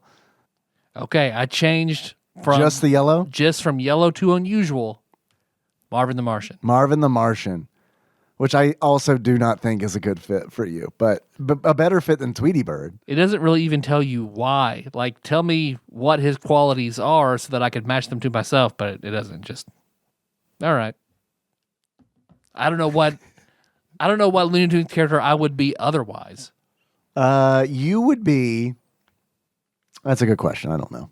Yeah, it's hard to say. It's hard because we're people. Yep. With personalities and Yep. emotions. Yeah. If we were like in middle school, I could probably tell you which one. In middle school, I would have been the big scary monster, redheaded and shy. Gossamer. Yeah, there you go. I guess, what about, we did this a long time ago, remember? Because we were talking about, what's his name? Foulmouth? Yeah, From, like, Tiny Toons? How he wouldn't cuss around babies. Right? Yeah. The episode where he goes on a date with the loon, whatever. Shirley the Loon. Shirley the Loon. Yeah. And Buster keeps bringing out a baby every time he starts to cuss. Right. Yeah. Man, I got to tell you, if I were a Tiny Toon, I mean, I'd go after Shirley. Yeah. Yeah. She's like the Phoebe of the She Tiny is the Toons. Phoebe of the Tiny Toons. You're 100% right. I still haven't seen the Friends reunion, but Pretty good. But I did watch because Dennis told me, he was like, "Hey, there's this thing you'd like it a lot, the new Bo Burnham special Inside." I have not seen that yet. It's I really want good. to, and I hear how It's really good. It's super good. RCAJ keeps telling me how amazing it is. Oh yeah, she's seen it. And everyone on TikTok is Yeah. talking about TikTok's it. on I have fire. not seen it yet. Yeah. Two things they're talking about: soccer. Soccer, yellow mustard on watermelon, and Bo Burnham special. Yellow mustard and watermelon. Oh yeah, that's the big thing. Like everybody's like, no, it's amazing. Like you wouldn't think, and people are trying it, and oh my god, that's amazing. As a culinarian, I tried it, and it's You tried fucking it. awful. Of course you did, because it's I mean, all you gotta. big gag. It's fucking awful. What about sugar and cucumber? I haven't tried that, but I should. I also saw that. Yeah, Like, it's supposed to taste It just tastes like watermelon. Yeah. I can see where it But would. the texture is so different. Like that's part of watermelon. Watermelon is like you put it in your mouth and then it disintegrates. Yeah, it's got to be a really old ass cucumber. The fermented cucumber. Can you make liquor out of cucumber? Surely you can, right? Probably. Hold off before it pickles. Yeah, I'm about to say, or is that just pickles? Is that just pickle juice? Drunk pickles is what we'll call them. I don't like cucumbers, but I do like pickles. Cucumbers give me heartburn. I like cucumbers like on a Or sandwich. indigestion. Yeah. Like a banh mi, all day. Bond me, but fucking bond you. Banh you. Yeah, I get it. Like cucumber is like in a salad. Yeah. Man, it's refreshing. Holy shit. Yeah. Like in a summer salad. I love it. I'll use instead of chips, dip in salsa. Very but good. every time I have cucumber, it gives me indigestion. Every time, without fail, I'm burping up cucumber like the rest of the afternoon. Pickles don't do that to me. Yeah, it's got good bacteria. Oh, is that what's probiotics. my body's just like, get the fuck out. The more stuff that's like pickled like that, the better it is. It's good for your gut health. Pickles, stuff is? sauerkraut. Yeah. That's why I haven't died yet. I've been wondering. Yeah. Because I love sauerkraut. Yeah. I do. And It is. I've got some sriracha sauerkraut in the house. It's fucking ooh, amazing. that does sound good. Got that sauerkraut mustard. I'm waiting to have hot dogs at work so I can break that out. What are your thoughts on pickled eggs? Have we talked about this before? They're okay. I think they're really gross. Yeah, I can when we tried all the other pickled stuff, like the pickled broccoli and the pickled Brussels sprouts, I did not like those. Pickled eggs are okay. Right. Yeah, the pickled Brussels sprouts, those were really bad. I'd rather just have the Brussels sprouts were Brussels terrible. sprouts, you know. Yep. Have you ever had natto? Oh yes. Yeah, it's horrible. The fermented soybeans. Yeah. Whenever we went to go see 21 Pilots in Columbus, while the girls did that, Melissa went with them. I drove around till I found a good sushi place, and I set up, and I was on my laptop. And oh, that's right. yeah. No, I remember you telling me this. Yeah. I forgot. I completely had forgotten that. Yeah. That's something I would like to try, but I know I'd hate. Oh yeah, I knew I would. You know what I mean? Yeah. Like if I could just order, just bring me a little bit. Just bring me like a fork full of That's it. what I told him because he looked at me. You sure? I was like, just a little bit. I've never had it. I just want to try it. Squishy. You're not gonna like it. I know. But I'm willing to give you money in exchange for it. I won't ask for a refund. Okay. That's like whenever I order spicy food at a restaurant. You have to tell them I'm not going to send it back. I'm not going to ask for a refund. It's like I tell every Indian person at the Indian restaurant, like, I know I'm white. Please just make it that hot. Dude, that's what I love about the Thai restaurant in town is like they do not fuck around with that shit. They don't. They don't like second guess when you're like, make it as hot as possible. They're like, okay, Yeah. here it is. And you're like, thank you, God, thank you. There's sesame chicken. Love it, love it. Love it, love it, love it. Real good. Yeah, I need to try that. I don't know what else we got, Tyler. Are we at a show? I think so. I feel like I'm forgetting something. We're at a show where we're pretty long. Did a good job. Well, I don't know. We can take a call. Oh, yeah, calls. Take That's what a we're call. forgetting. Yeah. Let's take. I got 4. We're gonna take 4. I don't know. I feel like I'm feeling strong, baby. It's been good. It's been a good time getting this game out of our lives forever. God, yeah. You know, we should play the NES version because it's like I know it's not the same game, but I know there's that NES game for the Roadrunner, which I think is like someone in chat. I wish I could remember who it was telling me that was a Tengen game, which does make sense because when I close my eyes and like picture it, I do picture that gold label. Yeah. Which I sent I just yesterday sent the NES out for RGB mod. Nice. Yeah. So I'm really excited to get that back. Yeah, that'd be awesome. Yeah, it's going to be cool. Also, that reminds me that a lot of people, an alarming amount of people, because like have messaged me because last episode I was talking about having Big Dick Pie Baker Chris Vaughn modify the Game Boy. Mm-hmm.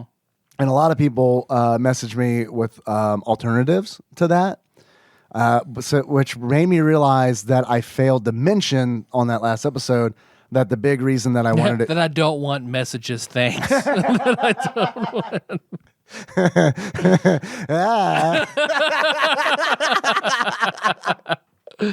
The big reason I want that is because... that I want the Game Boy specifically is because that's what I had as a kid. Yeah. Like that's honestly that's like... the draw. That's the draw. I know that I could get a bunch of different things. The nostalgia factor. The nostalgia factor for sure. Yeah. It's cool to me...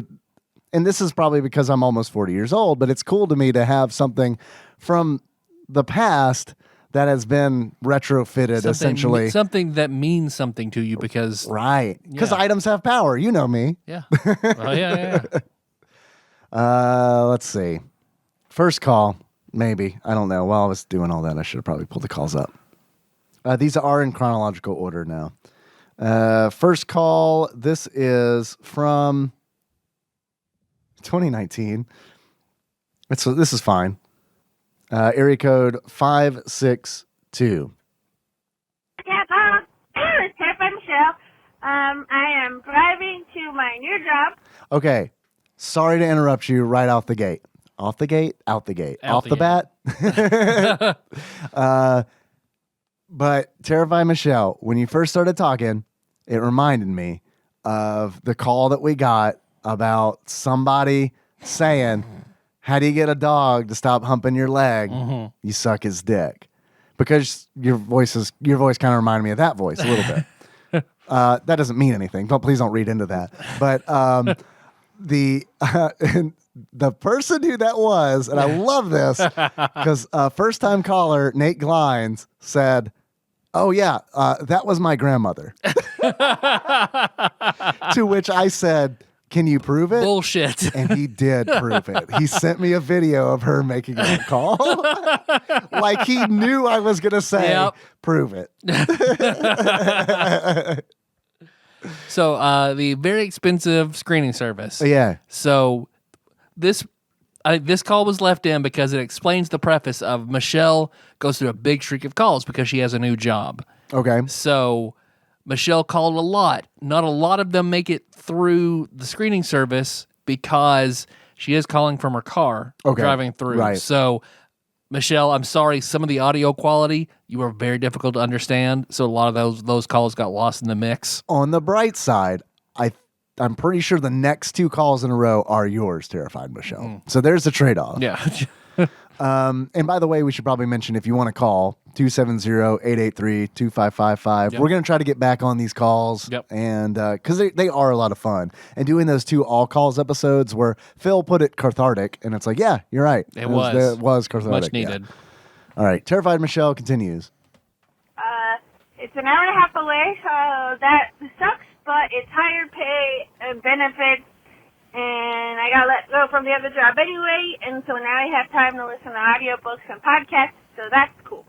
See, we need to make every episode at least 3 hours so that Terrified Go back Michelle and forth. can listen round trip. Yep. 1 round trip equals 1 TADPOG episode. So by my calculation, we're halfway through this We're episode. halfway there.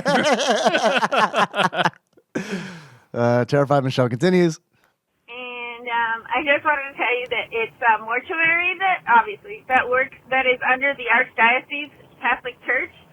And you should know that the Archdiocese is taking a real big stand on its pedophilia problem. So now... Pedophilia problem, right? Yep. Okay. I just want to make sure. Yes. Because I'm aware of the pedophilia The Catholic problem. Church has a pedophilia problem. What? I know. What? I know. Wait. If the you haven't- Catholic Church? If you haven't heard any jokes since 1998, yes. The one with the stained glass windows and stuff? That one? Uh-huh. You're kidding me. The one with tons of unmarried men in positions of power? Yep. Well, the real reason that I paused that to make sure that she did say pedophilia is because that was in the same breath as mentioning a mortuary. So I was like, do they also have a necrophilia, Necrophilia problem? I mean, all right. Yeah, but only if they're a kid. Only I super apologize for that joke. I have a confession to make, Father. If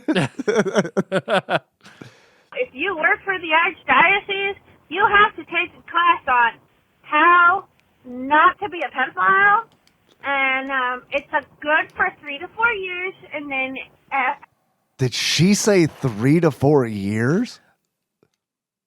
To be fair, that's also in the Episcopal Church because I know that like Blake and everybody, they also 3 to 4 years? not 3 to 4 years, but like their 3-year Look, dude. their 3-year master's program to become priest included a class. If it's going to be that long, it might as well make it 18 years. Because it's like by the time you get done, you're like, all right, now all the kids you wanted to fuck are legal. So legal. go at it. Because I was like, what's the final? Do they tempt you with like a really hot kid? It's like an adult. Blake, man, if it's a hot 17-year-old saying it's 18, like, I don't know, man. You check ID. It's a really sexy kid just coming into your church. God. Or like an adult. I like to imagine Steve Buscemi, 30 Rock style, an adult dressed as a sexy kid. How do you do, horny priest? Terrified Michelle continues. After that, you have to take a refresher class. You know, A refresher class. Yo, do not fuck kids. You still, All right. do you still, how's this look? Anything? Okay. We have taken photographs of kids. If you want to, we're going to show them to you. If you want to fuck any of these, press this button. for those of you who forgot, it's called Protecting God's Children for Adults. When they told me to take a survey on how the class was and offered suggestions, I told them that they needed to change it to Protecting God's Children from Adults. Yeah. Because otherwise it sounds like you're saving them off to the side for adults, and that's a problem. We're the Catholic Church. We have special farms here with children on them where you can pay a small fee. It's like, hi, Tommy, do you have a girlfriend? Well, no. You have to save your girlfriend. That little girl's for the adults. And A farm for kids. to let you know that I'm a horrible human being, and I made up a song for it. Terrified Michelle, you're not the horrible human being in this equation. Nope. The people who need that class are the horrible human beings in this equation. Or who failed that class. Who failed it, yeah. I'm sorry. Priest O'Malley, Father O'Malley, you're going to need to go to summer school. You fucked too many kids on your final. There is a threshold, and you just passed it. You were only allowed to fuck 2. It looks here as if you fucked 5 kids. Now I'm just thinking cone heads. You can only take 2 spools from the spool. Yeah. You took 5. Now you must narfle the Narfle Garthok. the Garthok. Man, I made that joke the other night, and it was just dead silence. And it was like, I wish Sean Miller was here. Yep. Terrified Michelle continues. And it goes like this, and no, I cannot sing. It says, keep your hands to yourself, don't touch yourself around children. Oh my God. Keep your hands to yourself, don't touch yourself around anyone. Well, I don't know about that. Yeah, you touch yourself around designated people. Yeah. Consenting adults. Or your pastor, or your local religious leader. So yeah, priests and Louis C.K. have that class. Take care, I love you guys. Bye. Bye. Love you. Thank you. All right. You got time for another? Yeah. Let's do it. All right. Next call. You said 1 earlier. We got 5. Okay. Yeah, 5 minutes. Oh. Next call.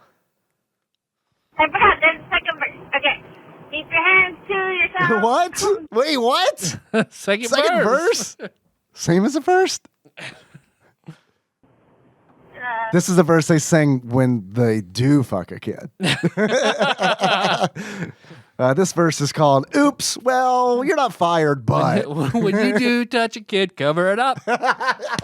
When you do touch a kid, cover it up. Damn it. Don't touch yourself.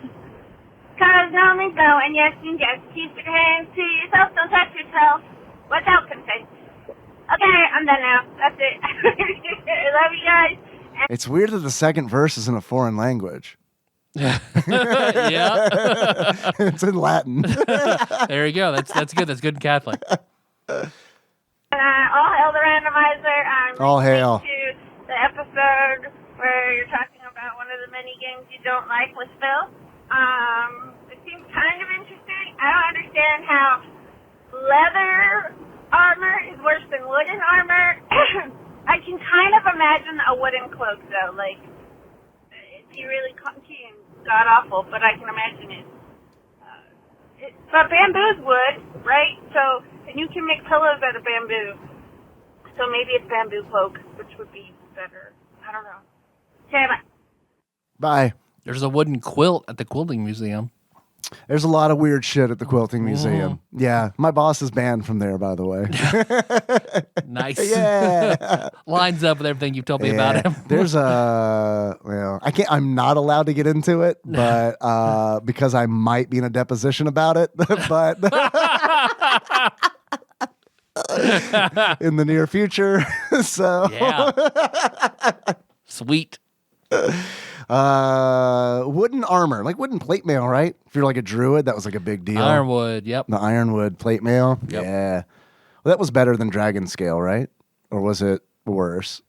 Because like, didn't dragon scale give you like energy resistance? Elements, yeah. Well, yeah. Yeah. Depending on the type of the dragon you had. Because it was like regular scale mail, So right? much. But it had like, energy So resistance. not while as good like armor-wise. but ironwood you had was some like resistance. AC, yeah.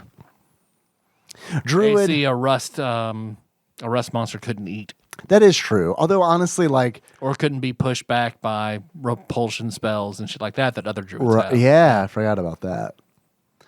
What if See, this is another reason I like games like yours, because like I do feel like in a game like this wouldn't fly in any other game. But if I was playing a druid in one of your games, I feel like you might allow me to awaken my own armor. Yeah. Through druidic ritual, and it's like then it becomes pillar armor. maybe has maybe has horrible consequences. I don't know, because it's like the armor's just in constant pain because it's a dead tree, and now it's like necromancy essentially. Oh yeah, you're right. Because I did give you living armor at one point that tried to take over your mind and body. Yeah, and it was great. It was a lot of fun. No, really. I mean, that was like, yeah, that's the kind of shit. I like that in your games. We got another call. If we got time. Mm-hmm. All right. I mean, I feel like Michelle might have a third verse. So. I think this might be the third verse. Okay, hi, TADPOG. This is part 2 of the saga of my parents having a cell phone, mostly my mom. Wait. What? Part 1 probably didn't make it through the screener. All right. Okay. So we're just gonna have to like draw some conclusions. Sounds so far like part 2 might not have either. So yeah, I was the only one that knew how to do electronic banking. I mean, my mom knows how to use a computer. She uses it at work, but she never. Electronic banking? I thought you said baking. I was like, you don't bake. Oh, man. I mean, I guess gas and yeah, okay. Induction cooktop. Figured it out. Electronic banking. So I have access to their accounts, and I'm like, Mom, what are these 2 random deductions in your account for like $100? She's all like, I asked her, I didn't even tell her the price, I just told her the 2 locations. And she's like, oh yeah, I bought this, and it's like $5 free shipping. And I go, did you, or you pay for the shipping? And I was like, and is the shipping $100? And she's like, no, I don't think so. And I was all like, well, they charged you $100 each. She's all like, no. I'm like, what store did you get this from? This is why old people, I don't know how old your mom is, but I'm assuming that she's probably like what? Late 50s, early 60s? Yeah. My guess. I don't know. I don't know your personal situation. Yeah, because dad's turning 65, so mom's will be 62 in November. But I do feel like that is like that's the age where people start getting really stupid about shit like this and get like scammed really easily. Or like my grandma who was having problems with her computer being slow. Instead of calling, did she download more memory? Well, yeah. Ryan, who is a software developer, and then my cousin Derek, who works at Verizon, set up with her hotspot, got her that computer, or me, who I know how to do some basic shit as well. No. She just gets on and Googles computer help. Gets somebody she can barely understand. Gives them her credit card information and like, oh, here's $200, fix my computer. And they just riddle it with malware and lock it up. And then want to charge her more to take it out. So I'm in the wrong business. Of everybody. You had so many options. I live right down the road. I live two blocks down the road. I didn't realize. That grandma. It's the other mailbox that says Holland when I come here. Yep. Yeah. Okay. Yep. Huh. And then after that, she did call me, and I came over, and she told me the situation. I was like, "Oh, you're fucked, Grandma. Sorry, you're fucked. You are like so fucked." How much money did you spend? Like $250, Grandma. Jeez, I would have done it for $200. Yeah. Come on, Grandma. I was like, "Well, I'm gonna get Ryan over here. This is outside of my purview, but Ryan can fix this," and he did. And then she was like, "Don't tell anybody how stupid your grandma is." Everybody, my grandma did something real stupid. Don't worry. I'll only tell people on a thing that you barely know exists. Yep. And by that, I mean the internet, not the podcast. I'm assuming. She knows I have a video game podcast. Does she know what that is? No, because really. I'm about to say, let's do a new segment called "Let's Call Your Grandma Right Now" and ask her if she knows what a podcast is. Apparently, I have a cousin somewhere who was the voice actor of like Taz Gazaway or something like that, the N64 pod racer. Really? That's what she told me. In very yeah, that's what she tells me in a weird she'll send me the fact that she knows the name of an obscure Star Wars character in itself is amazing. It also shows how much she loves that person. That she'll memorize a Star Wars character's name. Didn't see me until I was 6 months old, but yeah, loves this other person enough. Well, how many Star Wars characters have you voiced in early 3D games, Tyler? That's true. That's very true. Let's ask the real fucking questions. Where does the problem lie? How do you earn Grandma's love? You think you know. Terrified Michelle, I was just kidding. I'm sure she loves you very much. She loves you enough to call you when there's a computer problem. After she's thoroughly fucked it up. Terrified Michelle continues. Well, I was looking at a website, and I was like, oh, God. And I was all like, but what's the, I don't really know. I was all like, okay, well, good luck getting those products. And she's like, no, I've gotten them. And I'm like, oh, sweet Jesus. Okay. So I looked them up. I looked immediately up. I saw the two things they got. They were like face creams. And I looked up the website. F on the Better Business Bureau.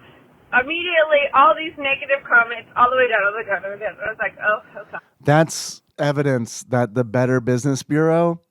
They didn't pay. They didn't bomb off. It's fucking worthless. No, because it's like worthless. The fact that it's like that business is still in business means that the Better Business Bureau has no fucking power. No, you can fucking bomb off. Just like my encounter with 1-800-Flowers. Yeah. To where Melissa ordered flowers from them for whenever Anna was in Little Women and Artsy AJ did like the crew. We get them flowers for their opening night. And then she was like, yeah, I did 1-800-Flowers and something else. And so we were trying to get through. I pull up. Suddenly, because we've talked about it, it comes up on my Facebook, 1-800-Flowers, an ad, but I see 4,000 comments on this ad. 4,000? Like a Facebook ad or what? Yeah. Okay. So I click on it, and it is everyone on Facebook being like, holy fuck, this company is a fucking scam. Do not use this company, blah, blah, blah. So I get a hold of PayPal, and I'm trying to cancel everything. 1-800-Flowers? 1-800-Flowers. So... The next day, we get half the order that we're supposed to, but it's wrong. Okay. And then 3 weeks later, we get the other half of the order that we were supposed to get. Hey, you still need these flowers? Also wrong. Yep. Because everybody's like, you're not going to get them on time. No one gets their flowers when they order them. You ordered 400 baby breath, right? You ordered a sack of thorns, didn't you? Man, I can't remember who I used last time because it's been that long. But it was like a service. It was a website essentially that I guess contracted out through local florists. That's what 1-800-Flowers does. Oh, okay. Maybe it was 1-800-Flowers that I used. I don't remember.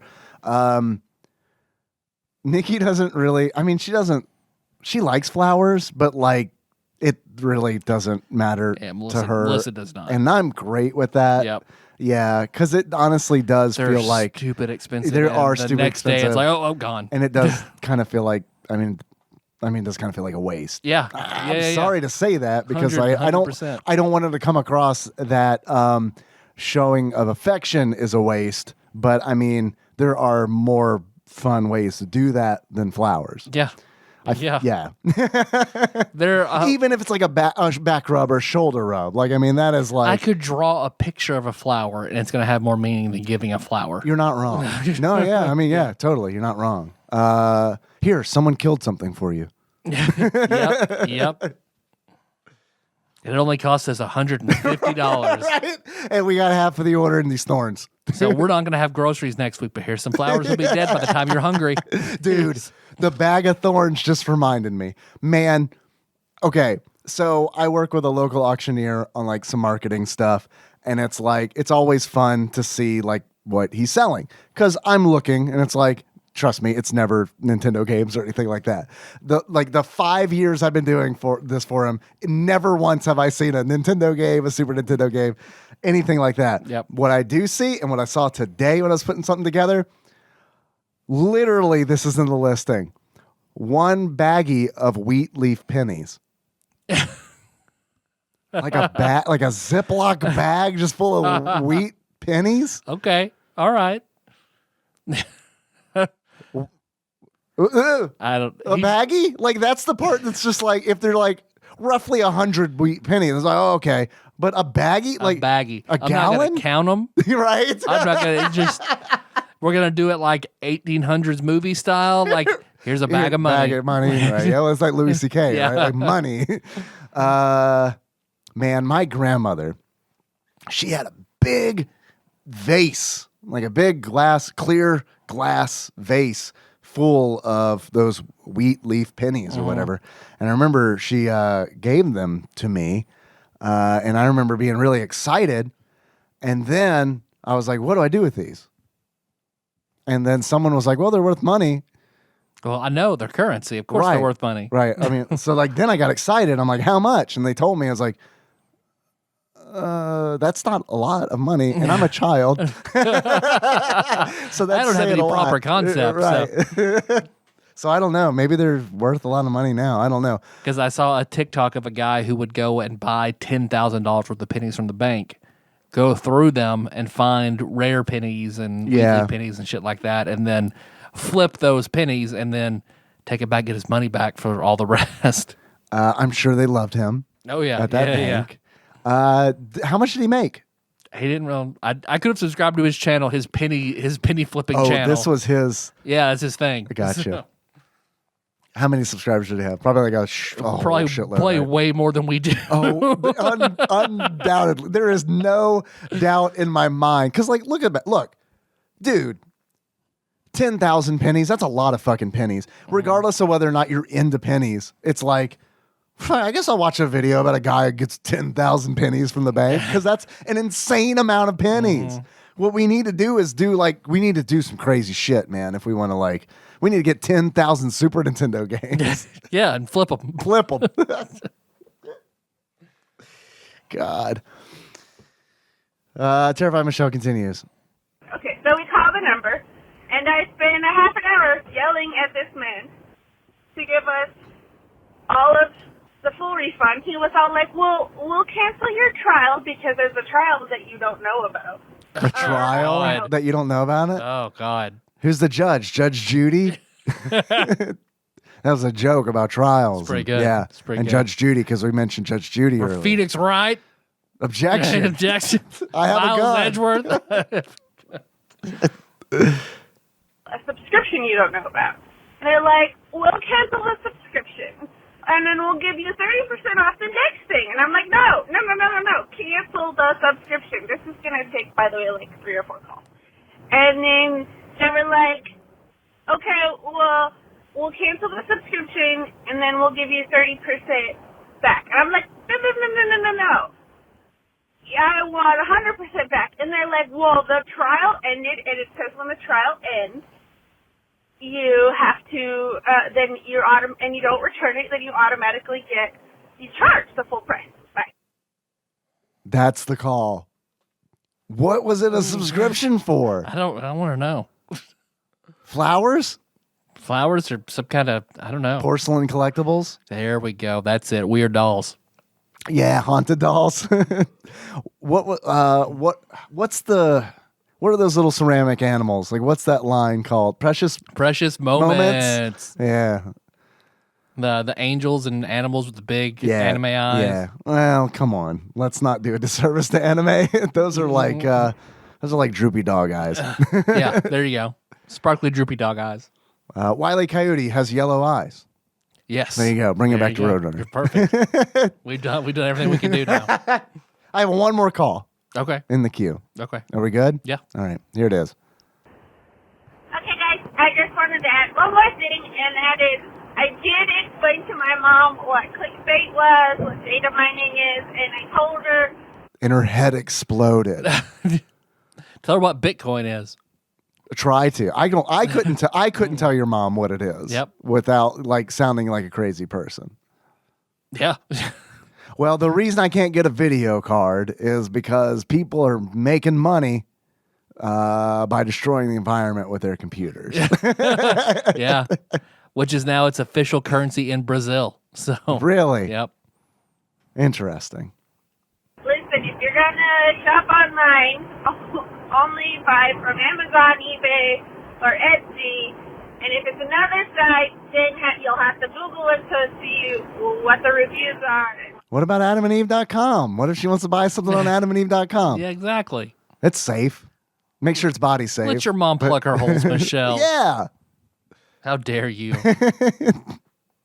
Look, I mean, there's plenty of good stuff on Etsy too.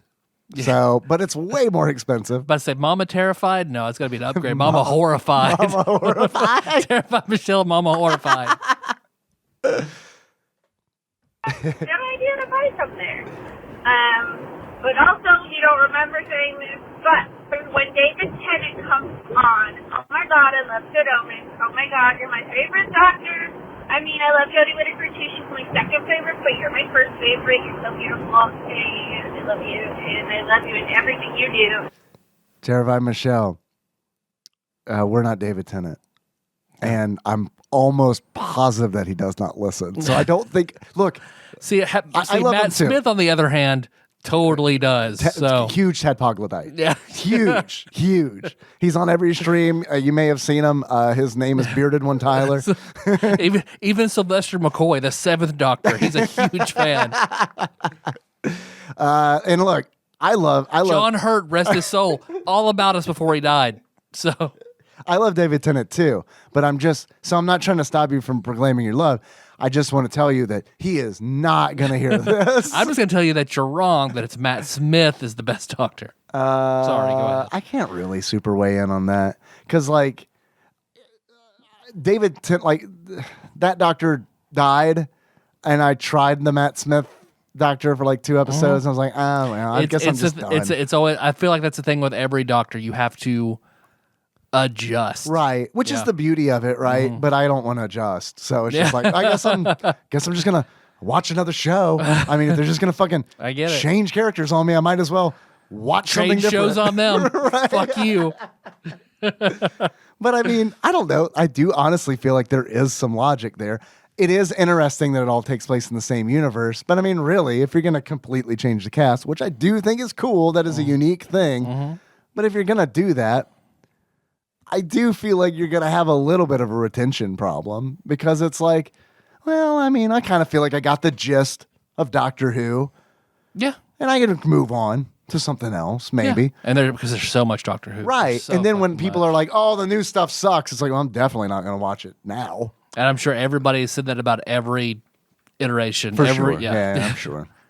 That's just how people do. Yeah. Yep. And, oh my God, David Tennant! Stop tackles! Okay, that's all mine. All right. Bye. Thanks. Thank you. David Tennant, if you're listening, Terrified Michelle loves the shit out of you. Yeah. I like you a lot, but she loves you more. She does. That's true.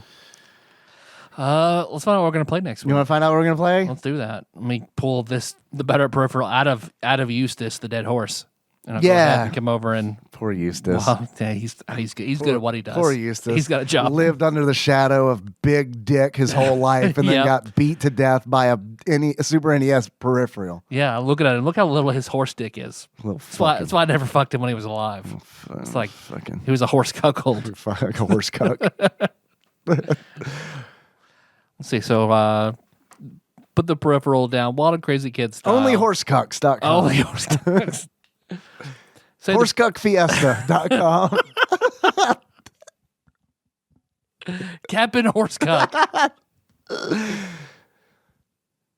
You know, would a horse know what's going on in that kind of situation? Nope. Do horses mate for life? Do you know? Like a swan on one hand would probably If he's be gonna like, be fucking that that's dude. my swan. That's my partner. If he's fucking a dude, I doubt he mates for life. Or, I mean, Or was Big Dick saving himself and he was like, yeah, this one. or maybe like This one. Right, exactly. I still don't know how they get the horse to fuck. Like, and I want to know, but I also don't want to know at the same time. It's like Eldritch horror style where it's like, well, if I find out, I'm going to have to make a sanity roll. Yep. Like Tony's favorite, that horse where the guy makes the wish on the medallion and slowly turns into a horse. Right. All right, yes. Let's find out what game we're going to play next. I bet it's horrible. Yep. So say that prayer we all love to say. Whammies. Stop. 196. That the F's. It is. All right. Is this a new one or we re-rolling? It's a new one. All right. Start with an F. Yeah. F1 racing. No. Good. It's better than that. Maybe. Mm-hmm. It's in the same vein, potentially, as Roadrunner's Death Valley Rally. Foghorn Leghorns. Tarnation Stamp Down. Tarnation Station. It's like Papers, Please, but you're Foghorn Leghorn in the Eastern Bloc country. I say. I'm sorry, Mr. Leghorn. The Chancellor rejects all foreign bodies. There's a refugee running across the border. We're going to need you to snipe him. I say, eugenics is the future. I'll give you a hint. I wonder if in this game you order an enormous rack of ribs so big that it flips your car on its side. All right. Fucking Flintstones. The Flintstones. Which one? The Flintstones. Just the Flintstones? That's all it says. All right. Maybe there's only one, because I know there are a few for the NES. I can check the book if you'd like, or we can just figure it out on our own time. We'll figure it out. Yeah, that's fine. The Flintstones. Okay. The Flintstones. Well, that doesn't make me like if we'd gotten a sports game or a racing game, then I'd be like, oh, fuck. So at least with the Flintstones, I'm like, okay. Oh, I'm sorry. It is the Flintstones prime time European goal. You're a stone goal. The Flintstones Rocket League Adventure. I mean, Rocket League's pretty good. I'd probably play that. But it's an SNES. You have to use the NES power pad to move your car in the Flintstones Rocket League. It's not a bad idea. That'd move units. Well, thanks for listening, everybody. You can find the show on iTunes, Stitcher, YouTube, Spotify, Google Play, bunch of fucking places. Oh yeah, you saying YouTube reminds me because Backlog Manager Dane publishes our episodes to YouTube each week. It reminds me that there is a trivia contest, a TADPOG trivia contest going on right now regarding our Father's Month that we did a few years back. Backlog Banisher Dane has bought prizes to give out. So if you go to tinyurl.com/TADPOGtrivia3 and do that and get your answers in before June 20th, 2021, then you will be entered to win a copy of Shower with Your Dad Simulator. Which is a good fucking game. It's a good game. Let's see. Hey, we're on Facebook. So there's the main page on Facebook with episode posts and memes and shit. And then there's the TADPOG Nation for the fans who like it dank. And if you like good organized chat, then that's on the Discord. Yeah, that's bit.ly/TADPOG Discord. We have been using the fuck out of that server recently because I've been playing Final Fantasy 14 as a treat a lot. Yeah. And so we've been using the voice chat because I'm playing with a bunch of people there. Sweet. On Thursday nights, we usually have Game Bud night where we have been playing Rocket League, but I think tonight they were talking about doing like Killer Queen Black. So I guess my point is that if you want to engage with a good community, there are a lot of different options. Don't overlook the Discord because I do feel like a lot of good things are going on there. Hell yeah. Let's see. You want a shirt? Shirts.tadpog.com. If you want a mask, it's pretty much not a thing really anymore. So, but if you want one for posterity's sake, mask.tadpog.com. We're tadpog_podcast on Instagram and Twitter. Yeah. Most importantly, we got that Patreon. Yeah. Patreon. So a new donor, someone brand spanking new. Thank you, Will. Thanks, Will. Much appreciated. Yeah, that's super cool. This episode was executive produced by the following people. These are the folks who donate on Patreon at $20 or more a month. Thank you very, very much. It means a lot, and it does go a long way.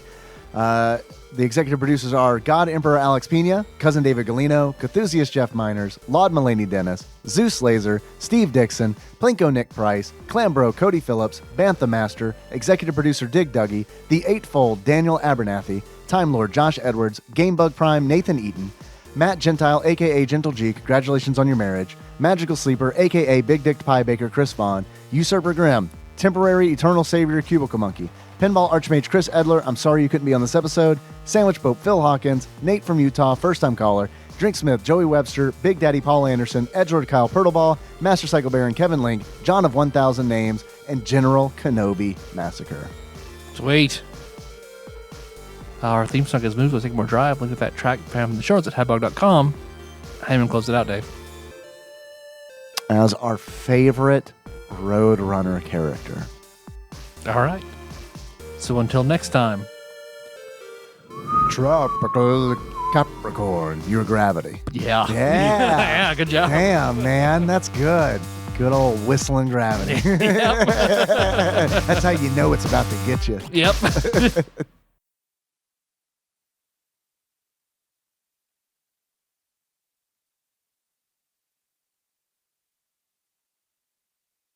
And now, a dramatic reading.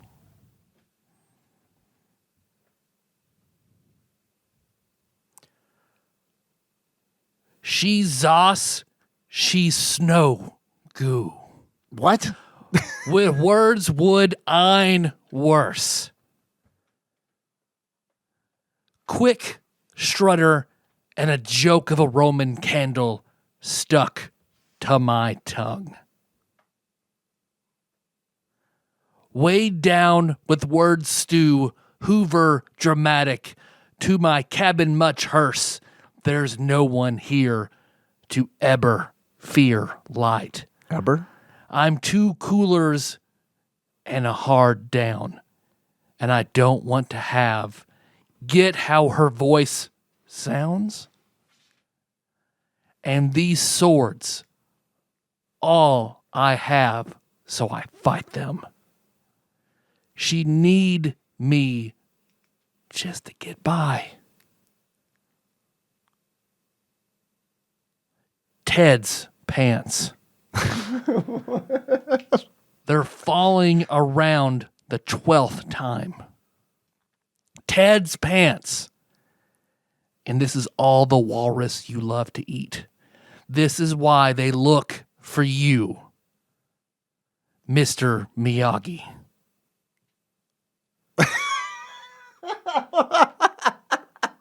What the fuck song is this? Is this a manifestation of schizophrenia? What is this? Use always Folgers. Are you doing Mad Before Libs? you found out.